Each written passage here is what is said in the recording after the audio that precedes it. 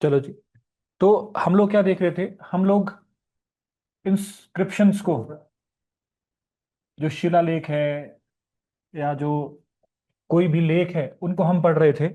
और हमने क्या देखा था लास्ट में? हमने आपका जो पोस्ट मौर्यन थे, है ना, जो मौर्यन रियासत के बाद जो कुछ शिलालेख आए थे, उनको देखा था। उसमें हमने क्या देखा था? एक हमने हीलियोडोरस को देखा था। अब हीलियोडोरस में हम क्या समझ रहे हैं कि कहीं ना कहीं ये भगवतिज्म से रिलेटेड है। तो कहीं ना कहीं ये एक हिंदुइज्म को यहाँ पर दर्शा रहा है। फिर हमने कुछ नाम वगैरह पढ़े, तो हम समझ रहे हैं कि जो कल्चरल फ्यूजन है ना, कल्चरल फ्यूजन है, वो यहाँ पर शुरू हो रहा है।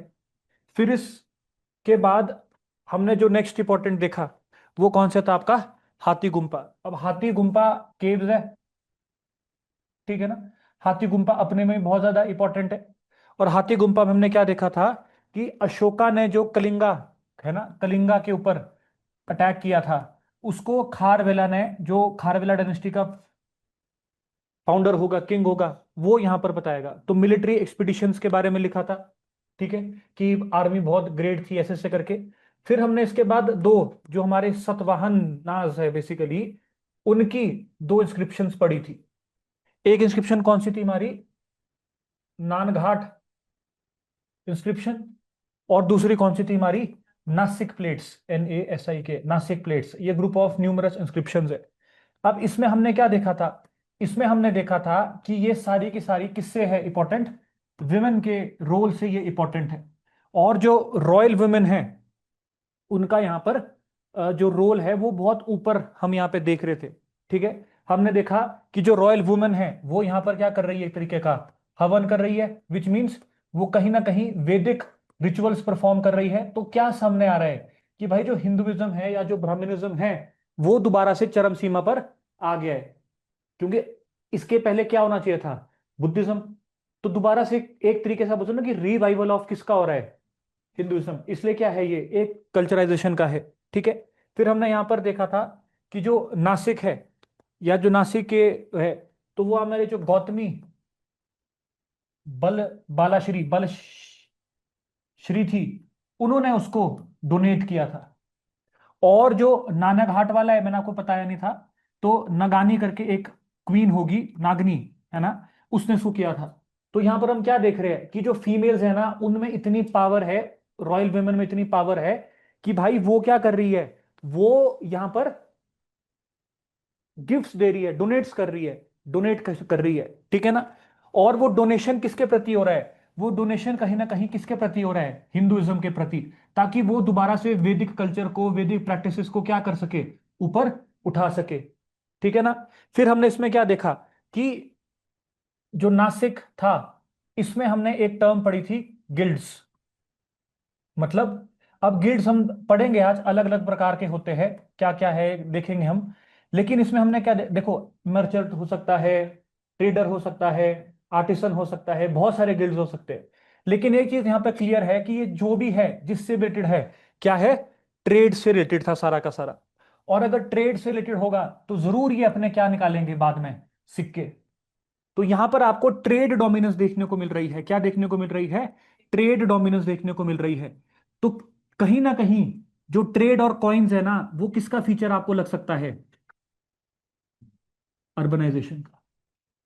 ट्रेड और कॉइन्स लार्जली किसके फीचर हो सकते हैं?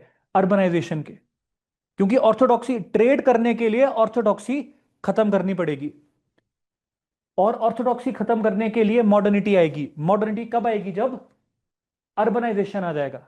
तो यहां पर आप देखोगे एक फेज ऑफ अर्बनाइजेशन आपको देखने को मिलता है, ये इंपॉर्टेंट है, ठीक है।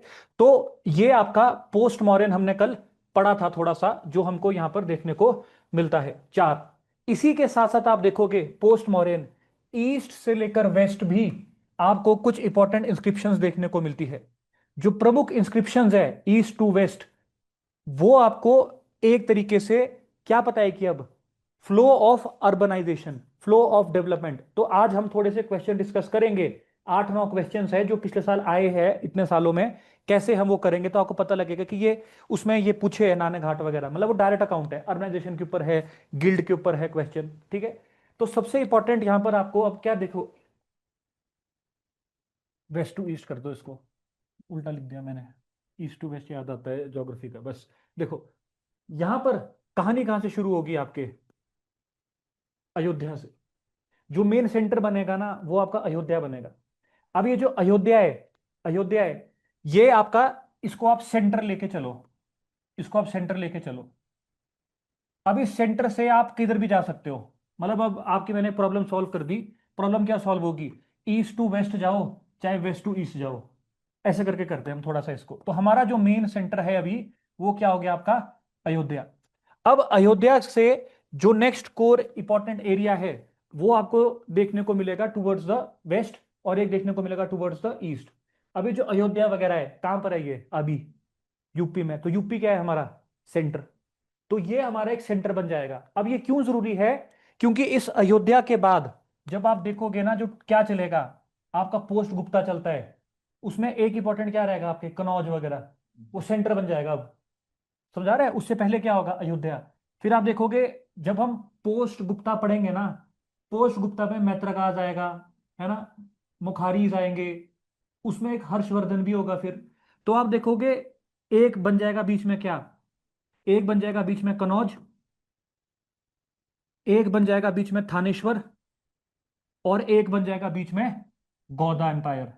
तो ये क्या चलेगी आपकी, हर्षा का टाइम पीरियड। इधर हो गया बंगाल, इधर हो गया हरियाणा, और बीच में हो गया सेंट्रल इंडिया। तो यहां पर आपको मैं क्या समझाना चाह रहा हूं, अब जो हम यहां पर करेंगे इंस्क्रिप्शन अभी 3-4, कि यहां से the entire power control will be in the centre. और मेडिवल आते आते सारा सेंटर कहां को शिफ्ट हो जाएगा, ईस्ट को। तभी तो वहां पे पाल डायनेस्टी, सेन डायनेस्टी बंगाल में, नीचे देखोगे खारवेला शुरू हो जाएंगे, उसके नीचे देखोगे पलवा शुरू हो जाएंगे, आंध्र प्रदेश बनना भी शुरू होगा कुछ टाइम में। तो ये है, ठीक है ना। तो हम सीधे इंस्क्रिप्शंस पे आते हैं।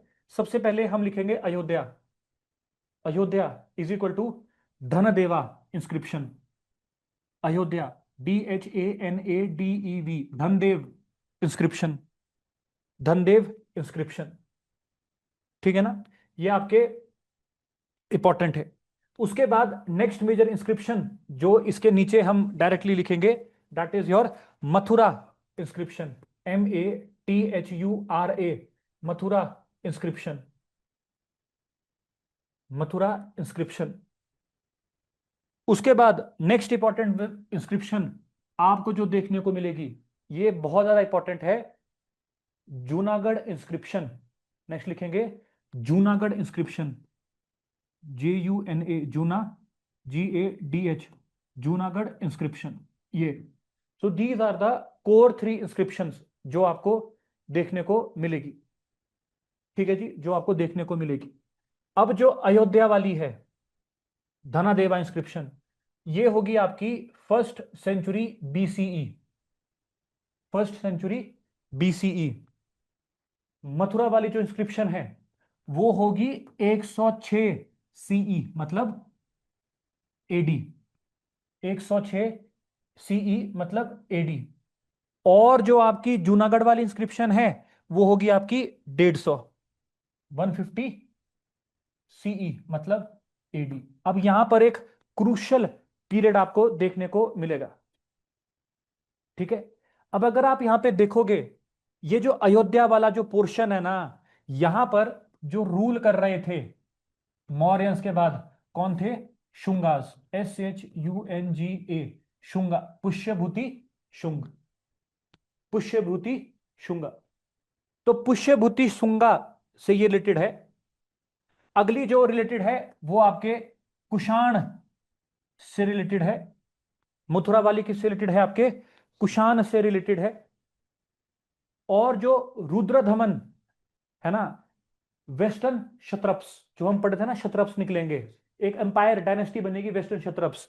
तो ये किससे रिलेटेड है आपके, it is related to western Kshatraps. अब आप के लगा दोगे इसमें, पहले हम कैसे लिख रहे थे, क्षत्रप्स, SAT।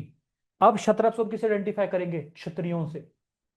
किसे आइडेंटिफाई करेंगे, क्षत्रियों से, KSHAT PRAPS, शत, KSHATPRAPS, kshatraps, western kshatraps dash, Rudra दमन, RUDRADHAMAN, रुद्र धमन या फिर रुद्र धमा, रुद्र धमा, DAM में भी लिख सकते हो, रुद्र धमा।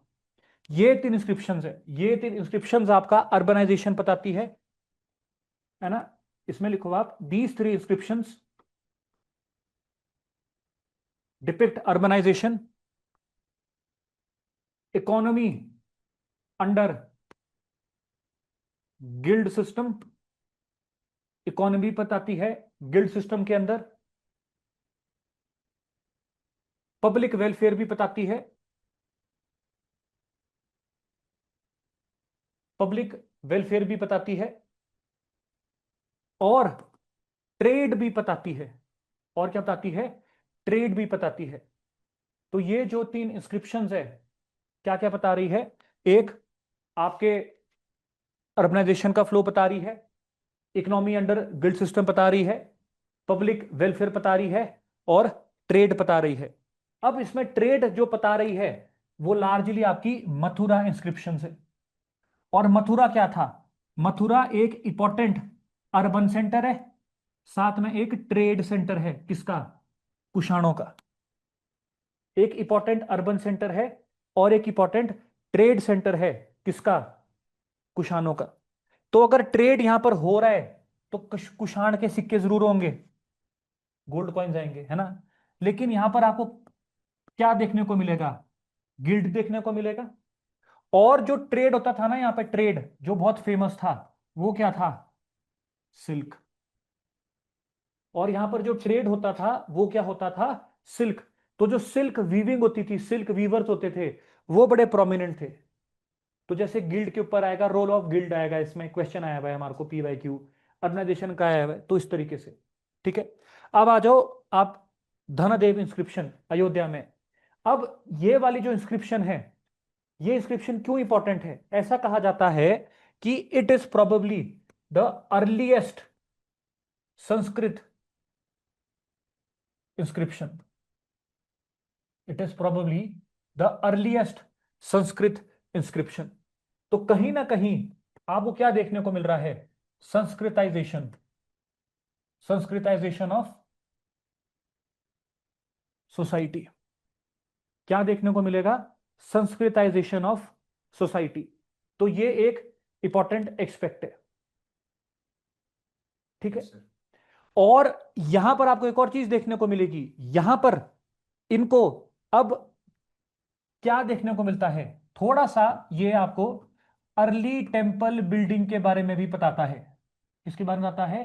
Early temple building of Mathura inscription. Mathura और दोनों, अयोध्या दोनों करना है आपने इसमें। ठीक है ना। ये आपको क्या बता रहा है? Early temple building. अभी जो अर्ली टेम्पल बिल्डिंग है ना, it is somehow associated with Satavahanas. किससे एसोसिएटेड है? सतवाहनास। अब क्या होगा? एक साइड पनपेगा नगारा स्टाइल नॉर्थ में, और इसी के पैरेलली आप देखोगे पलवास वगैरह आ जाएंगे, चालुक्यास भी आ जाएंगे, Chalukyas of Badami, Chalukyas of Vengi, Chalukyas of Kalyani. और उसके नीचे भी होंगे एक और मेजर, कौन? पलवास। वो बनेंगे क्या? शुरू करेंगे द्रविड़ स्टाइल। तो अगर आप देखोगे जो टाइम पीरियड है ना, यहां पर early phase of temple architecture शुरू होगा। अब यहां पे जो टेम्पल बिल्डिंग बताई है ना, वो बहुत बेसिक बताई है। कैसा बताया है? एक रेक्टेंगल या स्क्वायर होगा, साइड में पिलर्स होंगे, और ऊपर से छत लगाई होगी, खत्म। मतलब शिखर नहीं डेवलप होगा बेसिकली अभी। तो ये क्या है? लेकिन ये चीज तो बता दी, टेम्पल बिल्डिंग शुरू कर दी है। क्यों? क्योंकि संस्कृत में और ब्राह्मण में, ब्राह्मणिज्म में इंपॉर्टेंट क्या है? हाँ, आइडल वर्शिप। तो मंदिरों में क्या रखने पड़ेंगे अब? आइडल्स। तो यहां से आपको संस्कृताइजेशन ऑफ सोसाइटी बोल रहा हूं मैं। अब आप किस में फंस गए? ताम झाम में। अब आपको क्या करना है? मंदिर भी जाना है, पूजा पाठ भी करनी है प्रॉपर। तो आपके जो रिचुअल्स थे वो इजी होंगे कि कॉम्प्लेक्स हो जाएंगे? वो कॉम्प्लेक्स हो जाएंगे। अब बुद्धिज्म में नहीं थे ना। तो जो शिफ्ट इन सोसाइटी हो रहा है, शिफ्ट इन सोसाइटी हो रहा है। मतलब ये यहां से, इधर से।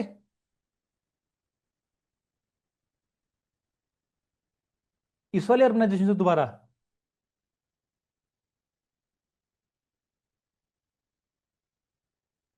यार देखो बेसिकली ये जो तीन इंस्क्रिप्शंस है ना, ये क्या बता रही है? ये बता रही है अर्बनाइजेशन के बारे में, ये बताती है इकोनॉमी अंडर गिल्ड सिस्टम के बारे में, अपने सिक्कों, अपने कार्टल्स के बारे में, पब्लिक वेलफेयर के बारे में, और व्यापार के बारे में। मतलब ये पूरी सोसाइटी का मार्गदर्शित कर रही है। अब मथुरा इंस्क्रिप्शंस के बारे में अगर हम सिर्फ बात करें, मथुरा इंस्क्रिप्शंस क्या बताती है? कुषाण की, कनिष्क की, कि भाई मथुरा एक इंपॉर्टेंट अर्बन सिटी थी, ये सिटी है, वे अर्बनाइजेशन हो चुकी है, फ्लरिश। और इस सिटी में व्यापार होता था। व्यापार कौन करते थे? व्यापार करते थे गिल्ड्स, श्रेणी, SHRENI, श्रेणी बोलते हैं इसको हिंदी में हम ना, श्रेणी सिस्टम, कार्टल्स। और जो व्यापार करते थे वो किसका करते थे? सिल्क का। तो इससे क्या लग रहा है पता, कि भाई सिल्क का ट्रेड होता है, मथुरा इंपॉर्टेंट अर्बन सेंटर है, और मथुरा इतने सेंटर में है ना कि वो पूरे एरिया को क्या कर देगा अपने साथ, अर्बनाइज। ठीक है, ऑर्थोडॉक्सी कम हो जाएगी। फिर आपके जो धनदेव अयोध्या की इंस्क्रिप्शन है, वो शायद सबसे पहली संस्कृत इंस्क्रिप्शन है जो संस्कृत में लिखी गई है, शायद ऐसा बोलते हैं।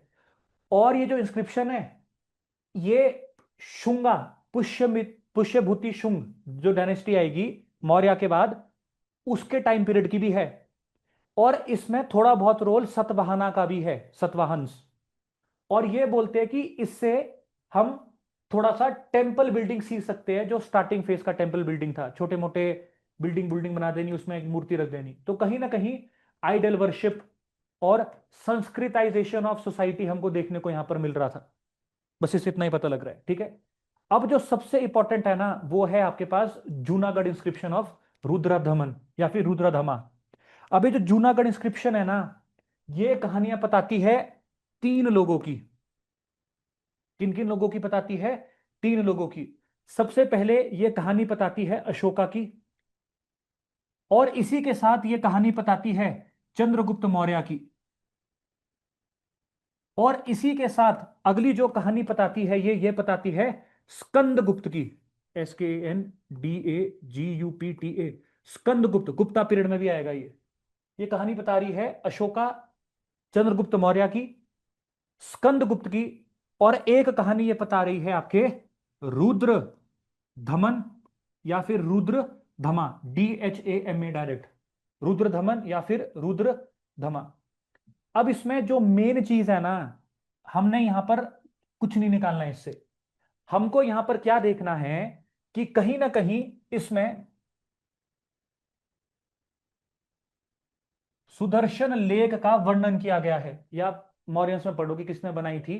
तो चंद्रगुप्त मौर्य के टाइम पे ये क्या है, बनेगी। तो पैट्रोनेज किसका था?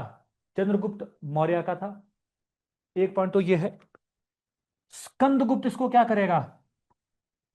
रिपेयर करेगा।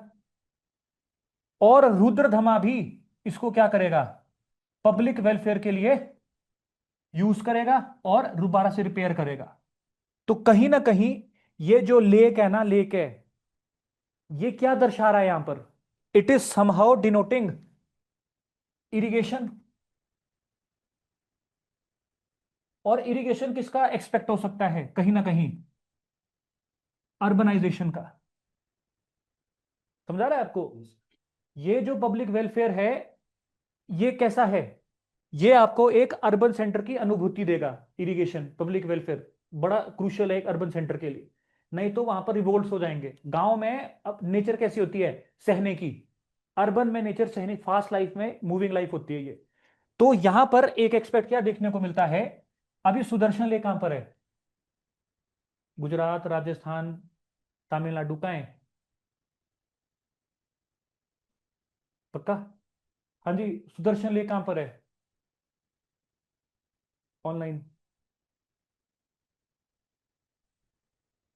ज्योग्राफी में पढ़ा आपने? पक्का? 100%? ठीक है ना।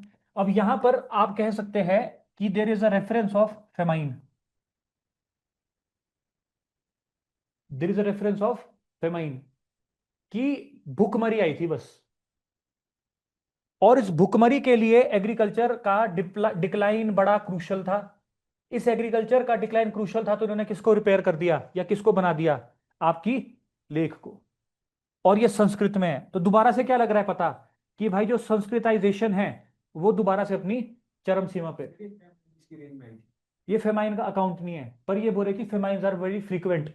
राजस्थान गुजरात में फेमाइंस क्या हो जाएगी? फ्रीक्वेंट हो जाएगी, वेदर चेंज हो रहा था ऐसा बोलते हैं वो। तो उससे बचने के लिए, बिल्कुल ठीक बोल रहे हो गुजरात, उससे बचने के लिए लेक का कंस्ट्रक्शन किया गया। तो यहां पर जो फेमाइन का जो पहला अकाउंट है ना आपको, वो देखने को मिलता है मौर्यन काल में, गुप्ता के पास। गुप्ता के पास, अब इसकी बहुत, सॉरी, चंद्रगुप्त, हाँ चंद्रगुप्त गुप्ता, चंद्रगुप्त मौर्य के पास, चंद्रगुप्त मौर्य के पास, मौर्य के पास। तो वो बोलता है कि जब वो लड़ेगा ना सेल्यूकस निकेटर से, उसने बहुत रिसोर्स यूटिलाइज कर दिए थे, तो जगह जगह से रिसोर्स यूज किए थे उसने, उससे भी थोड़ा प्रेशर पड़ा था।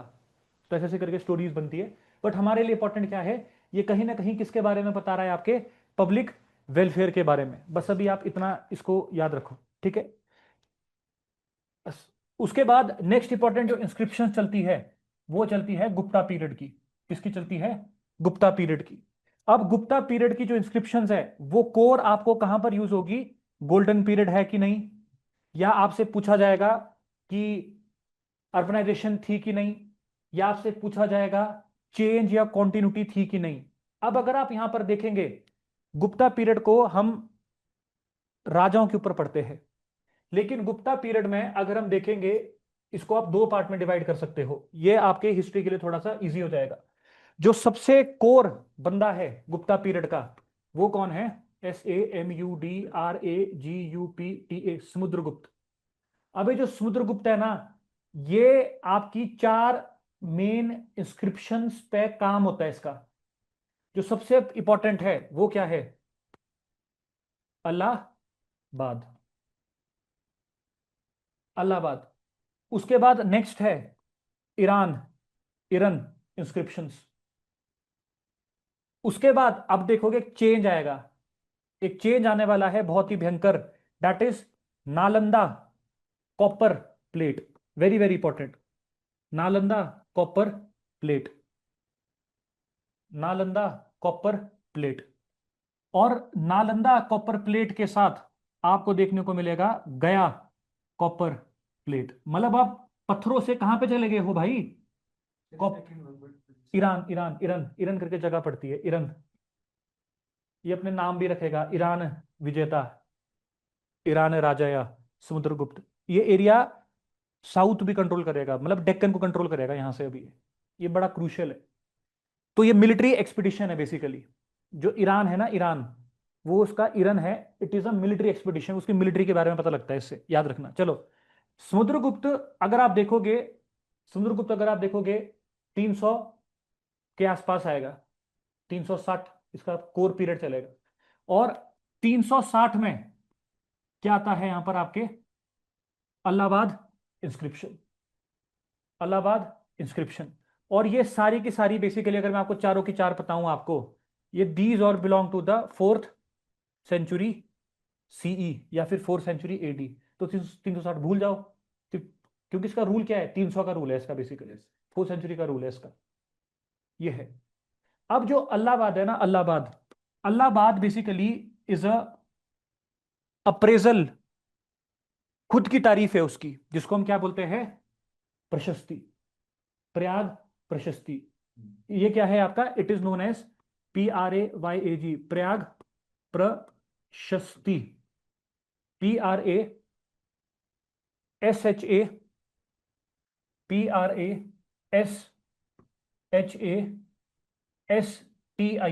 या SHTI, प्रयाग प्रशस्ति।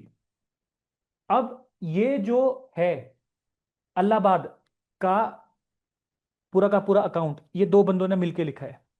एक उसका खुद का कोर्ट पोएट हरिसेन, और ये खुद, दोनों के अकाउंट से इसमें, ठीक है ना। तो ये जो यूलॉजी है बेसिकली, ये किसकी है? हरिसेन की। इसमें लिखो आप by Harisen, by Harisen defines defines political, economic, social rule. Defines political, economic and social rule, किसका? समुद्रगुप्त का। और अगर मैं पॉलिटिकल, इकोनॉमिक, सोशल रूल के बारे में देखता हूं, एक और चीज मैं बताई है बेसिकली उसका मिलिट्री पार्ट। क्या बताया हुआ है?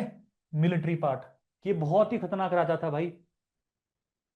ये इतना खतरनाक राजा था कि इसने क्या क्या किया। अब ये कहां पर बसा हुआ है? अब देखो डायग्राम कैसे हेल्प करते हैं आपको। क्या पता लगता है? अभी जो इलाहाबाद वगैरह सारा का है आपका सेंटर, ये बोलता है, इस इंस्क्रिप्शन में दो शब्द लिखे हैं।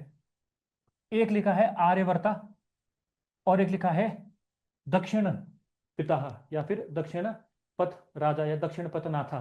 मतलब समुद्रगुप्त ने दो मेन एरियाज को कंट्रोल किया और कैप्चर किया है। एक हो गया आर्यवर्त, ये क्या हो गया आपका नॉर्थ वेस्ट, और एक दक्षिण पथा मतलब आपके नर्मदा के नीचे। तो इसमें नर्मदा का भी एक एक्सपेक्ट है। तो ये आपको इस तरीके से बताता है। इसमें लिखो it mention the conquest of, it mentions the conquest of Aryavart.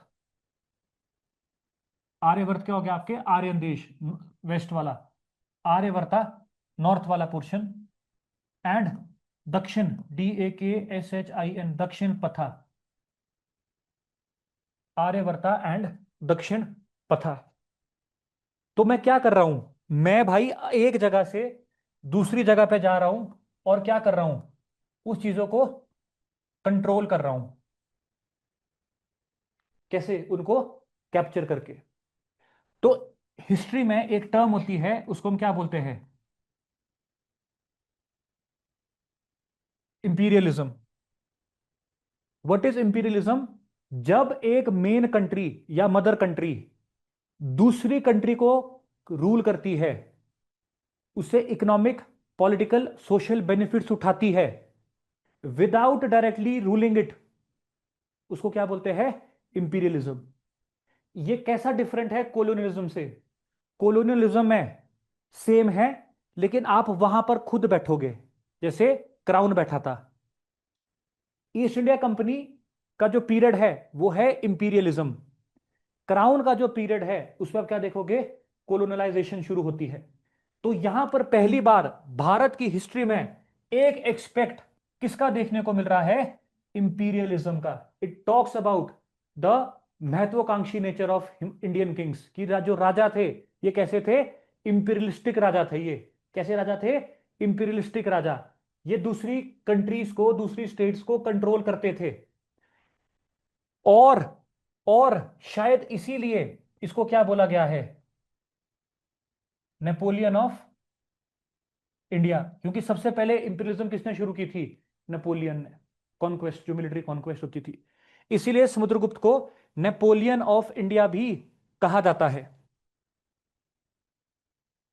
समझ आ गया जी? इसी के साथ साथ अगर मैं पॉलिटिकल, इकोनॉमिक, सोशल चीजें आपको बता रहा हूं, तो किसके बारे में बता रहा हूं? दो चीजें हो सकती है। एक चीज हो सकती है, अगर मैं एक राज्य की सोशल, इकोनॉमिक, पॉलिटिकल, मिलिट्री चीजें बता रहा हूं, तो वो होगा स्टेट अफेयर, कि पूरे राज्य में कैसा माहौल था, सोसाइटी कैसे रहती थी। लेकिन ये क्या है? इट इज अ प्रशस्ति। ये एक बंदे के बारे में बता रही है, और वो एक बंदा कौन है? समुद्रगुप्त। तो कहीं ना कहीं समुद्रगुप्त क्या है इस टाइम? पूरे भारत का राजा। तो ये जो इंस्क्रिप्शन है, ये किसका वर्णन भी करती है? किंगशिप का। ये किसका वर्णन भी करती है? किंगशिप का, कि किंगशिप कैसी होनी चाहिए। ये पहला अकाउंट है किंगशिप के ऊपर। अशोका ने भी किंगशिप के ऊपर कुछ नहीं लिखा है। This is the first indirect official account of kingship, कि किंगशिप कैसी होनी चाहिए। इसके टाइम पे सब खुश थे, एवरी वन वॉज हैप्पी। ठीक है ना? तो ये इंपॉर्टेंट है। ठीक है जी। उसके बाद नेक्स्ट इंपॉर्टेंट हमारे पास है इरन इंस्क्रिप्शन। ये इसके जैसे मिलती जुलती है। ठीक है ना? अब आपने क्या करना है, ये कैसे यूज करोगे आप? अब हम एक स्टेप आगे जा रहे हैं। मैं आप अभी तक मैंने आपको क्या समझाया कि ये क्या बता रही है? उम्मीद करता हूं कि थोड़े से हमको एनालिसिस करना आया होगा कि कैसे हम चीजों को रेपरे जोड़ सकते हैं। अब हम क्या करेंगे कि हम इनको कैसे यूज करेंगे, जो आप आंसर में बोल रहे हो कि कैसे यूज करेंगे, ये तो आपको डायरेक्ट, ये तो इंपॉर्टेंट है। हमको आइडेंटिफाई करना पड़ेगा इंपॉर्टेंट इंस्क्रिप्शन कौन सी है और उसको कॉम्प्लीमेंट कौन कर रही है। तो इसको पढ़ने की जरूरत नहीं है। अब सिर्फ कितना लिखना है, Allahabad inscription tells us about imperialism and kingship of Samudragupta and his military conquest in which he took the name या acquired the name of Aryavarta and Dakshin Patha, which are further complemented या supplemented by ईरान इंस्क्रिप्शंस। खत्म। कि जो main inscription है उसमें जो लिखा है, उसमें जो बताया गया है, उसको एक और इंस्क्रिप्शन सप्लीमेंट कर रही है, उस पर लाइट डालती है। वो कौन सी है? Iran, Iran inscription. इससे आपका काम अब कम हो गया, उससे आपका काम कम हो गया। ठीक है ना? तो ये इंपॉर्टेंट है। अब एक प्री का फैक्ट है, ईरान इंस्क्रिप्शन में सब कुछ सेम है, लेकिन यहां पर दो नाम नए हैं, टू न्यू नेम्स। एक उसकी वाइफ दत्ता देवी का नाम है। किसका नाम है? दत्ता देवी का नाम। तो कहीं ना कहीं विमेन की जो भी थोड़ी बहुत पोजीशन है, रॉयल लेगेसी है, वो ठीक है। और एक नाम आपको याद रखना पड़ेगा समुद्रगुप्त के बारे में, वो है सर्वच। SARVACH, सर्वच। सर्वच मीन्स सबका, सर्वच विजयता, सर्वच विजयता। लेकिन इसको कैसे करके लिखा है? सर्वच, SARVACH, फिर JOCH, सर्वच। अब लिखो आप जयता, CHHETTA, सर्वोच्च जयता। मतलब यहां से दो चीजें निकल सकती है। एक, इसने सब कुछ जीता है, या ये सबका चहीता है। तो इसकी किंगशिप के बारे में भी पता लग रहा है और इसकी मिलिट्री कॉन्क्वेस्ट के बारे में भी पता लग रहा है। तो यहां पर बोलती है रोमिला थापर कि अलाहाबाद की जो प्रशस्ति है ना, वो क्लियर नहीं है कि इसका मिलिट्री एक्सपीडिशन इतना खतरनाक था कि इसने सब कुछ जीता था, या वो इतना अच्छा रूल था कि वो सबका चहीता था। लेकिन ऐसा हो नहीं सकता है बोलते हैं। क्यों? क्योंकि कुछ ना कुछ गड़बड़ गलत तो जरूर हुआ होगा। जैसे सतियां शुरू हो जाएगी कुछ टाइम में, तो विमेन की पोजीशन यहां पे थोड़ी सी डिक्लाइन होना शुरू होगी। तो ऐसे करके अब जब गोल्डन पीरियड आएगा ना, कैसे यूज करोगे? अब एक हो गया इंस्क्रिप्शन को यूज करना इंस्क्रिप्शन वाले क्वेश्चन में, एक आपको है debate. For example the question is critically analyze that the Gupta period serve as the golden age of India, या give a historical debate on golden period। तब आप क्या लिखोगे कि गोल्डन पीरियड तो है as it is as mentioned in Eran inscription. तो golden period कब होगा? जब एक राजा सबका चहीता होगा, उससे कोई परेशानी नहीं, मतलब समाज, राजा कब चहीता होगा? जब समाज में कोई दुख दर्द ही नहीं है, इसका मतलब गोल्डन पीरियड है। तो गोल्डन पीरियड में हम किससे बाहर निकल गए? तो गोल्डन पीरियड क्यों माना जाता है? क्योंकि आर्ट एंड कल्चर है। यहां पर हम क्या बोल रहे हैं कि आर्ट एंड कल्चर तो था ही था, लेकिन और भी जो चीजें थी ना, वो अच्छी थी। लेकिन रोमिला थापर इसको थोड़ा काउंटर करेगी। फिर जो कोसंबी था, वो मटेरियलिस्टिक व्यू देता है, मार्क्सिस्ट व्यू देता है वो। तो बोलता है कि यहाँ पे इनकम उनकम बड़ी अच्छी थी जी, शायद तब चहीता होगा। ऐसे से करके अकाउंट्स बनेंगे इसमें। तो ये ईरान इंस्क्रिप्शन सप्लीमेंट्री तो है, लेकिन ये अपने में भी बहुत ही कोर डाटा प्रोवाइड करती है। किसके बारे में? समुद्रगुप्त के बारे में। इसके बाद आपके दो कॉपर प्लेट्स आई है, ये अपने में एक रेवोल्यूशनरी चीजें हैं। अब कोसंबी जो है, DD कोसंबी साहब, वो मार्क्सिस्ट थ्योरी रखते हैं। मार्क्सिस्ट में अगर आप देखोगे थोड़ा बहुत मटीरियलिज्म जो है, उसका यहां पर क्या रहेगा? बोलबाला ज्यादा रहेगा। तो मटीरियलिज्म में अगर कोई राजा कॉपर की प्लेटें निकालना शुरू कर देना भाई, इसका मतलब है कि उसका जो किंगडम है इस प्रॉस्परस। तो ये जो नालंदा और गया कॉपर प्लेट्स है, ये किसके बारे में बता रही होगी? कहीं ना कहीं वेल्दीनेस के बारे में और प्रॉस्पेरिटी ऑफ स्टेट के बारे में और यही क्या बनेगा बाद में आपका गोल्डन एज का सूत्रधार या फिर आधार। क्योंकि अब पत्थरों से कहां पे चला गया मैं, सीधा कॉपर में। कॉपर के भैया सिक्के निकलते थे कभी, और अब तो प्लेटें निकाल रही है। इसका मतलब है कि कुछ नया मेटल जरूर मिला होगा इनको जिसने कॉपर को रिप्लेस किया होगा। तो आप देखोगे इनके टाइम पीरियड पर जो कॉइन्स आएंगे किसके आ जाएंगे, सोने के। तो कॉपर की वैल्यू भी लूज होगी, कॉपर की वैल्यू लूज होगी, इसलिए क्या बन रहा है वो, प्लेट में। नहीं तो कहां रहता था वो, सिक्कों में। तो एक मोर, तो अगर सोना मिलेगा आप प्रोस्पेरिटी नहीं आएगी, प्रोस्पेरिटी आएगी। तो यहां से आपके अर्बन, अब अर्बनाइजेशन, अब पैसा आएगा तो अर्बनाइजेशन नहीं होगी, अर्बनाइजेशन भी तो होगी। तो ये दोबारा से किसके बारे में इनडायरेक्टली बता रहा है, अर्बनाइजेशन के बारे में। किसके बारे में बता रहा है, अर्बनाइजेशन के बारे में, इनडायरेक्टली घुमा फिरा के अर्बनाइजेशन के बारे में बता रहा है। अब इसमें एक और बड़ी इंपॉर्टेंट चीज है, यहां पर अगर आप देखोगे ये जो कॉपर प्लेट्स है, खासकर नालंदा वाली, अभी नालंदा जो है वो अभी बना नहीं है, वो बनाएगा कुमारगुप्त, वो तो बाद में बनेगा, यूनिवर्सिटी नहीं बनी है, एरिया तो है। नालंदा की जो कॉपर प्लेट है, नालंदा की जो कॉपर प्लेट है, इट इज डोनेटिव, इसको डोनेट किया है। मतलब आम बंदे कॉपर की प्लेटें डोनेट कर रहे हैं अब, सुपर वेल्दी पीपल, इतना पैसा है इस टाइम पे। तो दोबारा से क्या लग रहा है पता, प्रोस्पेरिटी। ठीक है ना। अब इमेजिन करो क्या हुआ होगा, अब नालंदा में कुछ ब्राह्मण रहते होंगे, राजा ने उसको बड़ा खुश किया होगा। अब दो चीज, दो केस बन सकते हैं, मतलब नालंदा में कौन रह रहे हैं, ब्राह्मण्स रह रहे हैं, प्रीस्ट रह रहे हैं। दो केस हो सकते हैं, या समुद्रगुप्त ने इन ब्राह्मणों को लैंड दिया ताकि तुम हिंदुइज्म फैलाओ, और बदले में इन ब्राह्मणों ने कॉपर प्लेट को क्या कर दिया, डोनेट कर दिया।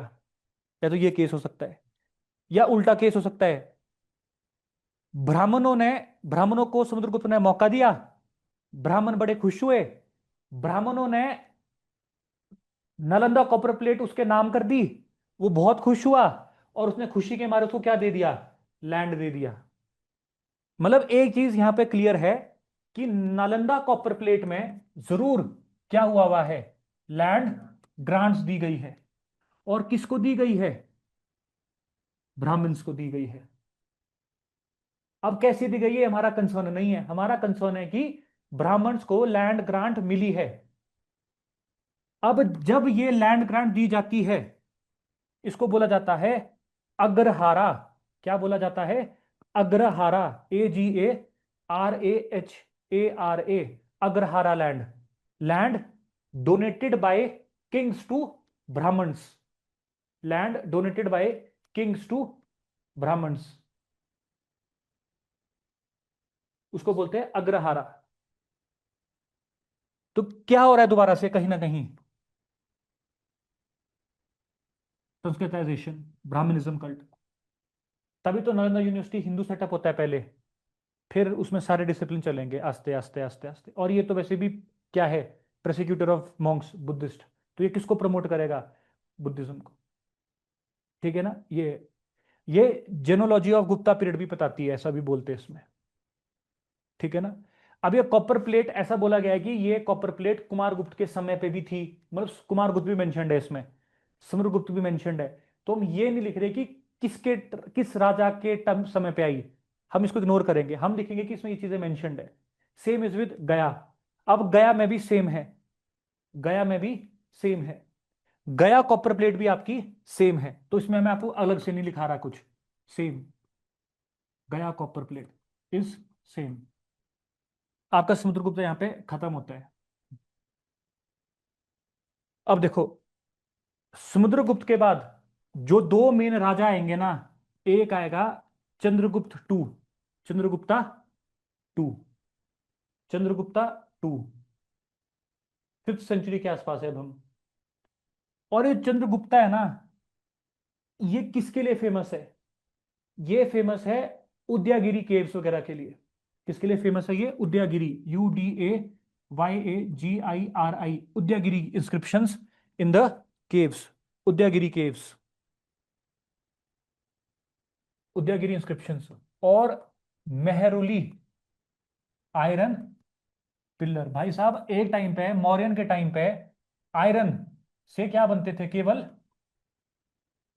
औजार, शस्त्र। अब क्या बना रहे हो आप? पिल्लर्स। मतलब कहीं ना कहीं अगर आप देखोगे, एक कहीं ना कहीं अगर आप देखोगे, एक ट्रायंगल हम यहां पे बना सकते हैं, which means we somewhat have stone, then we had copper, then we had iron.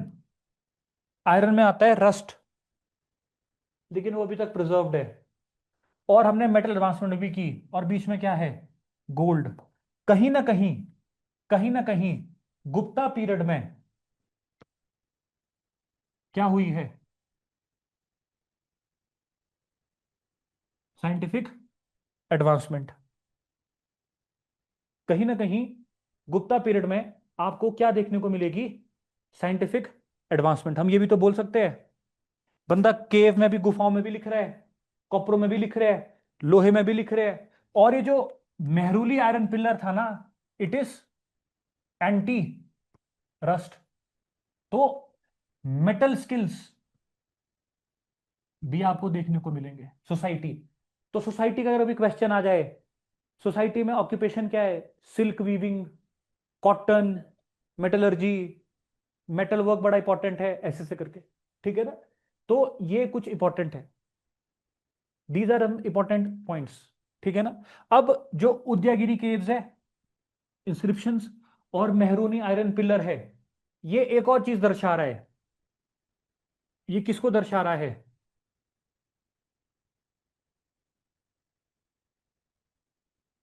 Gupta art, Gupta art, Gupta art. ये दोनों मिलकर क्या दर्शा रहे हैं? गुप्ता आर्ट। अभी जो गुप्ता आर्ट है ना, एक क्या है? केव। इस केव में, इस केव में ब्राह्मण आ गए ना, ब्राह्मण। ब्राह्मण किस देवता की वर्शिप करेंगे ज्यादा? विष्णु। याद रखना, नारद मुनि से याद रखना। जो ब्राह्मणिकल कल्ट है ना, उससे निकलेगा भगवतिज्म। तो भगवतिज्म में क्या है? भगवत वासुदेव। तो केव में आपके विष्णु की आइकनोग्राफी देखने को मिलेगी। क्या देखने को मिलेगी? विष्णु की आइकनोग्राफी देखने को मिलेगी। तो क्या मैं ऐसा कह सकता हूं कि वैष्णविज्म स्टार्ट हो रहा है, या देर is a shift in the religion of Vaishnavism? तो जो ये केव्स है, ये क्या बता रही है आपको? विष्णु की आइकनोग्राफी। अगर अब राजा ही कर रहा है ना भाई, अगर राजा ही बोल रहा है कि ये धर्म है, तो कहीं ना कहीं उस धर्म को क्या मिल जाएगी? लेजिटिमेसी। वो धर्म क्या हो जाएगा? लेजिट, लेजिटिमाइज हो जाएगा। Legitimisation of religion. भाई यही है अब मेन धर्म, इसके अलावा और कोई धर्म नहीं है। तो मेन धर्म कौन सा हो गया अब यहां पे? Vaishnava cult, Vaishnavism is the main dharma. और ये एक तरीका का क्या है? आइकन, विष्णु का आइकन है। तो कहीं ना कहीं ये विष्णु का क्या हो सकता है? आइडल। कहीं ना कहीं ये केव क्या है? एक तरीके से टेम्पल। कहीं ना कहीं केव क्या है? टेम्पल। और यही बाद में बड़ा होके क्या बन जाएगा? नगाड़ा स्टाइल। क्योंकि अगर आप हिमाचल में भी मंदिर देखोगे, किसके? शिव के मंदिर देखोगे मंडी वगैरह में, वो एक ही पत्थर है, एक ही पत्थर में अंदर मंदिर ही बनाया हुआ है, उसमें सारी शब्द की वैसा है ये उदयगिरी केव्स। तो यहां पर आपको आइडल वर्शिप, टेम्पल मेकिंग, नगारा स्टाइल का रेफरेंस भी हम यहां से उठा सकते हैं। ये भी एक इंपॉर्टेंट है। ठीक है जी। उसके बाद हमारे लिए ये इंपॉर्टेंट नहीं है बस। बाकी अगर आपको प्री के लिए लिखना है, मेहरूली आयरन पिलर में चंद्रगुप्त टू की विक्ट्रीज बताई है, तो मिलिट्री कॉन्क्वेस्ट भी है उसमें। पर मेरे को लगता है कि नॉट इंपॉर्टेंट, क्योंकि समुद्रगुप्त से ऊपर कुछ भी नहीं है यहाँ पर। ठीक है ना? समझ आ गया जी? इसके बाद जो नेक्स्ट बंदा है ना, वो अपने में बहुत ज्यादा खतरनाक बंदा है। उस बंदे का नाम क्या है? स्कंदगुप्त। लास्ट, स्कंदगुप्त। अब स्कंदगुप्त के दो बड़े इंपॉर्टेंट पिलर है, एक है बिठारी, एक है जूनागढ़। और वो change in society, change in polity, change in entire administration पता लगता है उसमें। क्योंकि कौन आएंगे? हुनास, हुना का वर्णन है उसमें। तो इंडिया में फॉरेन अटैक्स हो रहे हैं। फॉरेन अटैक कब होंगे? जब आपके पास वेल्थ ज्यादा होगी, नहीं तो क्यों आना था। तो हून जाएंगे यहां पर अभी। तो सबसे पहला है Bhitari pillar. Bhitari pillar, BHITARI, Bhitari pillar 455 AD। और जूनागढ़, JUNADAGH, जूनागढ़। पिठारी और जूनागढ़ 457, 3 साल बाद या 2 साल बाद, 2 साल बाद सॉरी। बिठारी एंड जूनागढ़। अब ये जो बिठारी है ना, बिठारी में आपको किसका वर्णन देखने को मिलता है? हूंस का, तोरामन, मिहिर गुल्ला, ऐसे ऐसे करके। ठीक है ना, किसका देखने को मिलता है ये। अब इसमें एक चीज इंपॉर्टेंट है। हाँ Junagadh, sorry, GADH, thank you thank you. Junagadh, GADH, Junagadh. अब हूंस है। अब देखो, हूंस आए, उन्होंने गुप्तास को पहले परेशान किया, गुप्तास कुछ टाइम के लिए हारे। फिर स्कंदगुप्त वगैरह ने दोबारा से एक एरिया को रीअकम्प्लिश किया। तो कहीं ना कहीं ये किसके बारे में पता लग रहा है? ये पता लग रहा है क्राइसिस के बारे में। और क्राइसिस किसका? इससे ऊपर का जो राजा था, जिसने हमको किसके बारे में बताया था? किंगशिप के बारे में। तो हम अब क्या कर रहे हैं? हम कंपेयर कर सकते हैं कि राजा कैसा होना चाहिए, क्योंकि ये राजा उतने ज्यादा स्ट्रांग नहीं थे। अब एक रीजन फॉर्मुलेट करते हैं हम, डिक्लाइन ऑफ एम्पायर्स। कब होगा decline of empires? When the next raja will be not as great as the previous raja. तब क्या होगा? Decline of empire. तो ये जो थ्योरी निकाली है, किसने? व्हीलर ने। डिक्लाइन ऑफ मुगल्स की जो थ्योरी है, या आपका शेखर बंदोपाध्याय चंद्र की जो थ्योरी है, उसका जो पहला एग्जाम्पल आपको देखने को मिलता है, वो कहां पे देखने को मिलता है? यहां पर। तो कहीं ना कहीं क्राइसिस ऑफ लीडरशिप जो है, क्राइसिस ऑफ लीडरशिप जो है, उसका भी यहां पर आपको थोड़ा सा एक नमूना पेश होता है। Crisis of leadership. तो ये जो पिलर है, कहीं ना कहीं लीडरशिप, पर्सनल ट्रेट्स के बारे में बात कर रहा है, या ह्यूमन वैल्यूज के बारे में बात कर रहा है, या सीधा साधा बात बोलूं किसके बारे में बात कर रहा है? सोसाइटियल वैल्यूज के बारे में बात कर रहा है।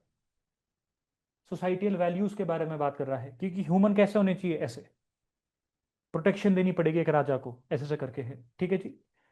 उसके बाद आप लोगों ने, हमने स्कंदगुप्त को इसके पहले इसी में पढ़ा था, जूनागढ़ रुद्रधमन। इसने क्या किया है दोबारा से?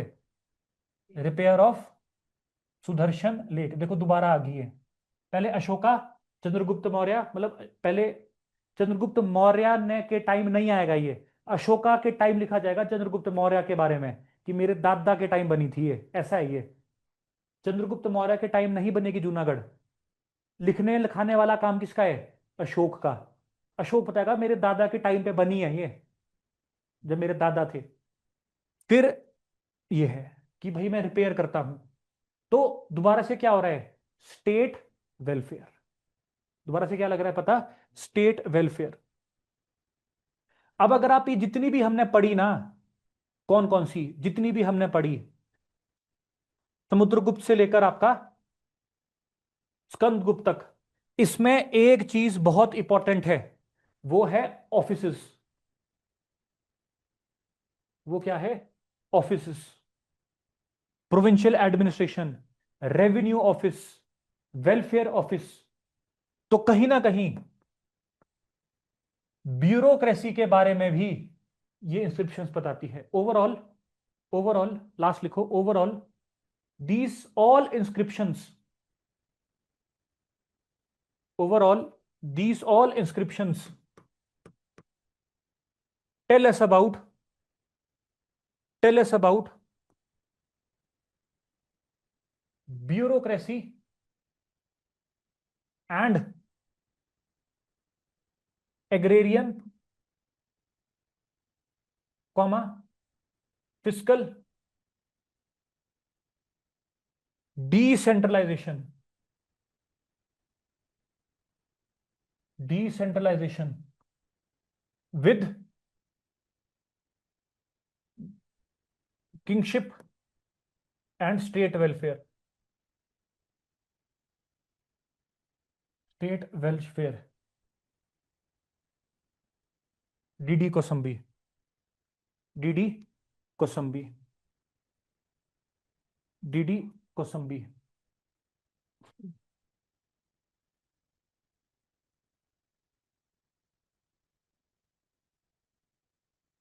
ठीक है जी। उसके बाद नेक्स्ट लिखेंगे आप other important inscriptions, other important inscriptions from 500 AD to early medieval 1200 AD, इकट्ठा कर रहे हैं। लास्ट टॉपिक है इंस्क्रिप्शंस का। Other important inscriptions from 500 AD to 1200 AD, ancient से अर्ली मेडिवियल पीरियड तक। अब देखो, मैं आपको बता दूंगा कौन कौन सी इंपॉर्टेंट है। एक आएगा ईरान वदा इंस्क्रिप्शन, ईरान वदा इंस्क्रिप्शन, या फिर इसको ईरान वराहा के नाम से भी जाना गया है, ईरान वराहा इंस्क्रिप्शन। 6ठी सेंचुरी की है ये, मतलब 500 वाला साल चल रहा है। It tells about Huns. तो अगर आपको कभी पॉलिटिकल इंस्टेबिलिटी ऑफ इंडिया के बारे में क्वेश्चन आए कि एंशियंट इंडिया का जो मिडल है या शिफ्ट कैसे हो रहा है एंशियंट से अर्ली मेडिवियल, मतलब ये क्या दिशा रही है, ये दर्शाती है political instability in India which is instrumental, जो कि जरूरी है किसके लिए, shift from ancient to early medieval, change के लिए। जो आपको क्वेश्चन आते हैं ना चेंज और कॉन्टिन्यूटी की थ्योरी, उसमें लगेंगे ये। Syncretic art, fusion of arts, क्योंकि हूंस बाहर से आ रहे हैं। हूंस क्या बताएंगे, रास्ता अगले मेडिवल मुस्लिम किंग्स के लिए रास्ता बताते हैं ये। बेसिकली यहां से आओ, कहां से आ रही है, सेंट्रल एशिया से। उसके सेंट्रल एशिया से कौन आएंगे, नहीं नहीं उसके बाद मुस्लिम्स। तो हूंस का आना जरूरी है, it will trigger a movement. अब जब मैं तोररमन को मैम मारेंगे, मिहिर अकालू भूत बच जाएगा, वो हिमाचल में कहीं, आपका जम्मू में कहीं हूंस गुज्जर रेस को जन्म देगा। वो कभी वापस जाएगा, बातें करेंगे कि भाई बहुत ज्यादा पैसा है हिमाचल में, भारत में बहुत पैसा है, आओ अटैक करो। तो it will open the gateway. इसलिए ये जो इंस्क्रिप्शन है किस लिए जरूरी है, एक शिफ्ट दिखाने के लिए, चेंज दिखाने के लिए। ठीक है ना। नेक्स्ट है भानुगुप्त एरन, भानुगुप्त, BHANUGUPTA, भानुगुप्त ईरान।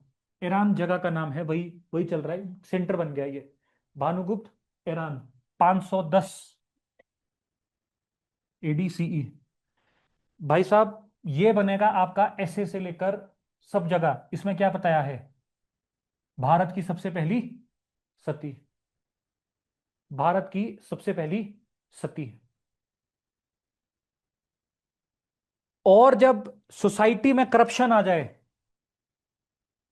तो साथ में क्या लगता है पता, डिक्लाइन।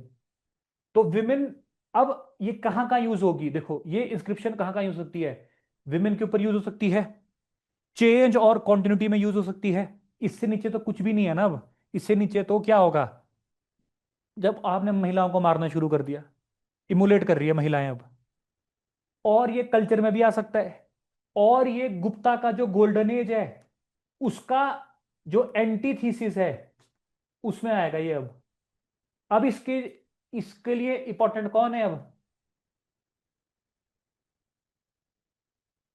रुमिला थापर। वो बोलती है कि जब आपकी मॉरल वैल्यूज ही डिक्लाइन हो जाए ना, रुमिला थापर क्या बोलती है, ऐसे लिखो आप, sati is equal to moral decline is equal to empire decline. Thapar, sati is equal to moral decline is equal to empire decline. Romila Thapar बोलती है कि भाई जब आपकी मॉरल वैल्यूज ही डिक्लाइन हो जाएगी तो आपकी पूरी की पूरी एम्पायर डिक्लाइन हो जाएगी। तो आप शिफ्ट कैसे दिखाओगे, शिफ्ट कैसे दिखाओगे आप, अब आपको क्वेश्चन आया कि एंशियंट इंडिया में, है ना, एंशियंट इंडिया में विमेन की जो पोजीशन है उसमें शिफ्ट बताओ। शिफ्ट का मतलब क्या है? चेंज, चेंज भी होगा और कॉन्टिन्यूटी भी रहेगी। ये होता है शिफ्ट। शिफ्ट मतलब ये नहीं कि बदल ही गया है सब कुछ, कुछ शिफ्ट अच्छे भी तो हो सकते हैं। मतलब शिफ्ट कैसा है? अगर मेरे पास, मैंने तीसरा गियर लगाया है, या तो मैं ऊपर जाऊंगा पांचवें गियर में, या मैं वापस आऊंगा पहले गियर में, या मैं रिवर्स ही लगा दूंगा, या मैं दोबारा से फिर कहां पे आ जाऊंगा? तीसरे पे। तो शिफ्ट में हमेशा अपने कॉन्टिन्यूटी, सॉरी चेंज ही नहीं लिखना है। शिफ्ट का जब क्वेश्चन आता है उसमें पॉलिटिकल डिबेट चलती है। फॉर एग्जाम्पल, चेंज क्या था? चेंज क्या था? चेंज था कि जो नासिक इंस्क्रिप्शन थी वो गौतमी बालाश्री की थी, और वो डोनेटिव थी, और विमेन उसमें क्या कर रही थी? यज्ञ कर रही थी। YAGYA, यज्ञ कर रही थी। समझाया? यह गया चेंज। इससे पिछले का चेंज कहाँ है? इससे पिछले का चेंज मिलेगा आपको वैदिक लिटरेचर में, जिसमें हमने क्या देखा? Females were banned from sabha and samiti, they were not allowed to perform Vedic rituals. हो गया ना चेंज। इसका अगला चेंज भी है। इससे अगला चेंज क्या है? By the Eran inscription of Bhanugupta, the women started emulating is equal to sati. हो गया ना दोबारा से शिफ्ट। लेकिन यहां से यहां क्या हो रहा है? कॉन्टिन्यूटी। यहां से आगे को क्या हो रहा है? कॉन्टिन्यूटी। अब अगली कॉन्टिन्यूटी क्या है? अगली कॉन्टिन्यूटी मिलेगी आपको, अगला चेंज आपको कहां मिलेगा? अगला चेंज मिलेगा आपको हर्षा के पीरियड में। हर्षवर्धन। हर्षवर्धन की जो बहन थी राजश्री, राजश्री का जब पति मर गया था, ज्ञानवर्मन, वर्मन वर्मन वर्मन करके था, जो भी था, जी से था उसका नाम। तो वो सती हो रही थी, लेकिन हर्षवर्धन इसको सती होने से बचा देगा। तो हर्षा के टाइम बहुत कम सती हुई है बोलते हैं। विडोरी मैरिज तो नहीं थी, लेकिन सती बड़ी कम कर दी थी उसने। तो दोबारा से क्या हो गया? चेंज। समझा रहा है आपको? तो चेंज शिफ्ट, चेंज शिफ्ट चलता है, लेकिन इसको हम ऐसे तो नहीं लिखेंगे तोड़ तोड़ के। चेंज अलग आएगा, कॉन्टिन्यूटी लगेगी, बस एग्जांपल्स बनेंगे आपके ये। तो ये आपको इस तरीके से, मतलब इसको यूज करना हम ऑटोमेटिकली कहाँ पे सीखेंगे? जब आपका ये क्वेश्चन बनेगा। तो ये इसके लिए हमको पहले क्या पढ़ना पड़ेगा? वैदिक पीरियड। उससे पहले नहीं कर सकते हम इस आंसर को अटेम्प्ट, क्योंकि अगर आप देखोगे इसके बाद और इंप्रूव होगी वुमेन की पोजीशन। पर इन साउथ इंडिया, वहां पर हमने कुछ कुछ फीमेल्स को क्या बनाया हुआ है? पोइट्स भी है वो। संगम लिटरेचर में वुमेन की पोजीशन बड़ी अच्छी होगी थी, और चोरा चेरा पांड्या में बड़ी अच्छी पोजीशन थी। तो वैसे ही चलता रहेगा काम। तो हमने स्टैग्नेंट नहीं रहना है कि भाई अगर चेंज पूछा है तो बस अब बुरा ही होगा जिंदगी में, कुछ अच्छा भी तो हो सकता है जिंदगी में।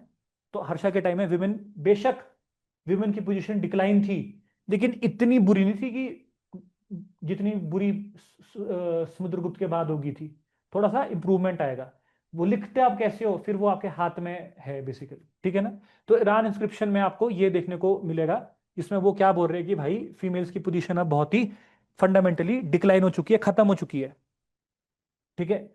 नेक्स्ट लिखेंगे मन, मंदसौर, MAN। नेक्स्ट इंस्क्रिप्शन है Mandsaur inscription, MANDASOR, Mandsaur inscription.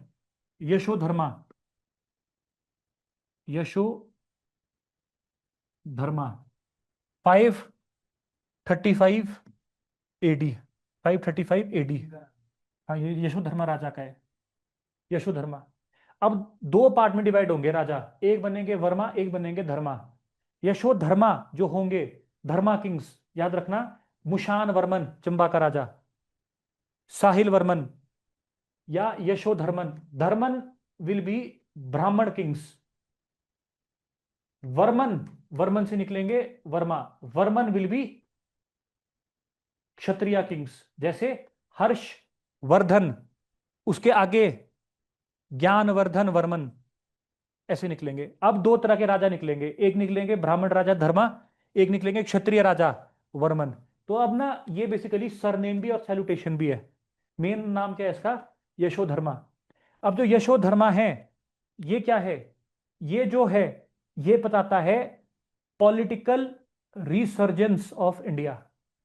क्या बताता है? सिर्फ इतना लिखो, it tells about political resurgence of India, Bharat का political resurgence, that is shift to medieval period, early medieval period, shift to early medieval period, dash, change and continuity, change and continuity, change and continuity, अरे भाई, change and continuity. अब इसके ऊपर जो टिप्पणी करते हैं ना, वो है RS शर्मा साहब, RS शर्मा साहब। इसको आपने बहुत ढंग से समझना, आपको मैं जो बता रहा हूं, ये भारत, ये आपका एक टॉपिक है फ्यूडल सिस्टम, उसके क्वेश्चंस आते हैं। RS शर्मा बोलते हैं, इससे मुझे यह पता लग रहा है कि भारत में अब क्या होगी, पोस्ट गुप्ता डिसेंट्रलाइजेशन। भारत टूटेगा, भारत टूटेगा, डिसेंट्रलाइजेशन होगी। और डिसेंट्रलाइजेशन जब होगी तो क्या बनेगा भारत में, फ्यूडल सिस्टम।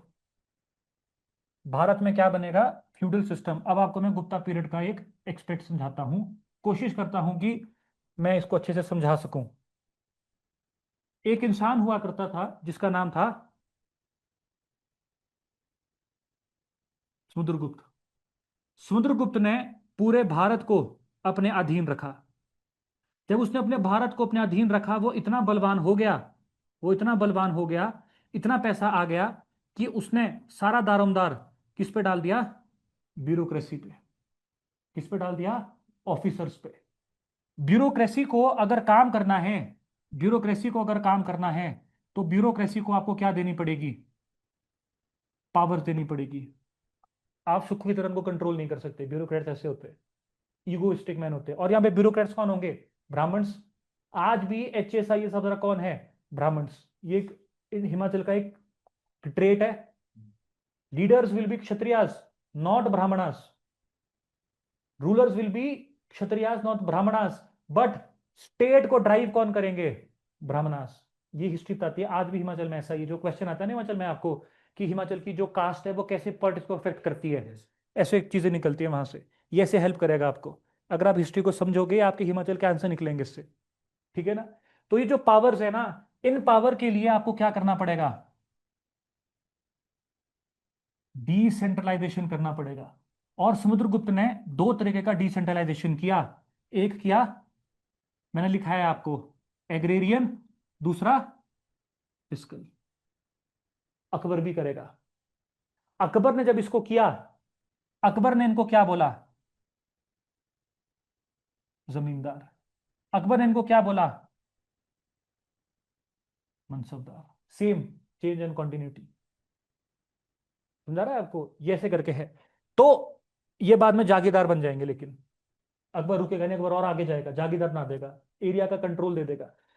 तो हर एक एरिया का अपना एग्रेरियन सेटअप था, हर एक बंदे के पास अपनी फिजिकल पावर थी। ये लोग इतने ज्यादा पावरफुल हो गए, ये बाहर के लोग इतने ज्यादा पावरफुल हो गए कि इन्होंने समुद्रगुप्त के बाद, हमने क्या देखा है, एक थ्योरी पढ़ी है, वीक सक्सेसर्स थ्योरी।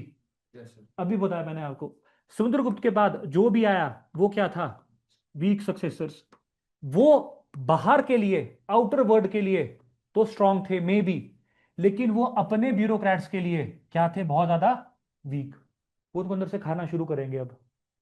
ब्राह्मण बोलेगा इसको जला दो, वो जला देंगे, इतने खत्म हो गए राजा अंदर ही अंदर।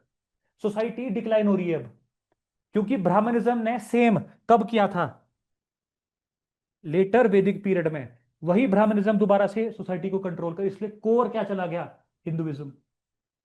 समझ आ रहा है, हम एक हिस्टोरिकल फिलोसॉफिकल थ्योरी पढ़ रहे हैं इस टाइम पे, ठीक है।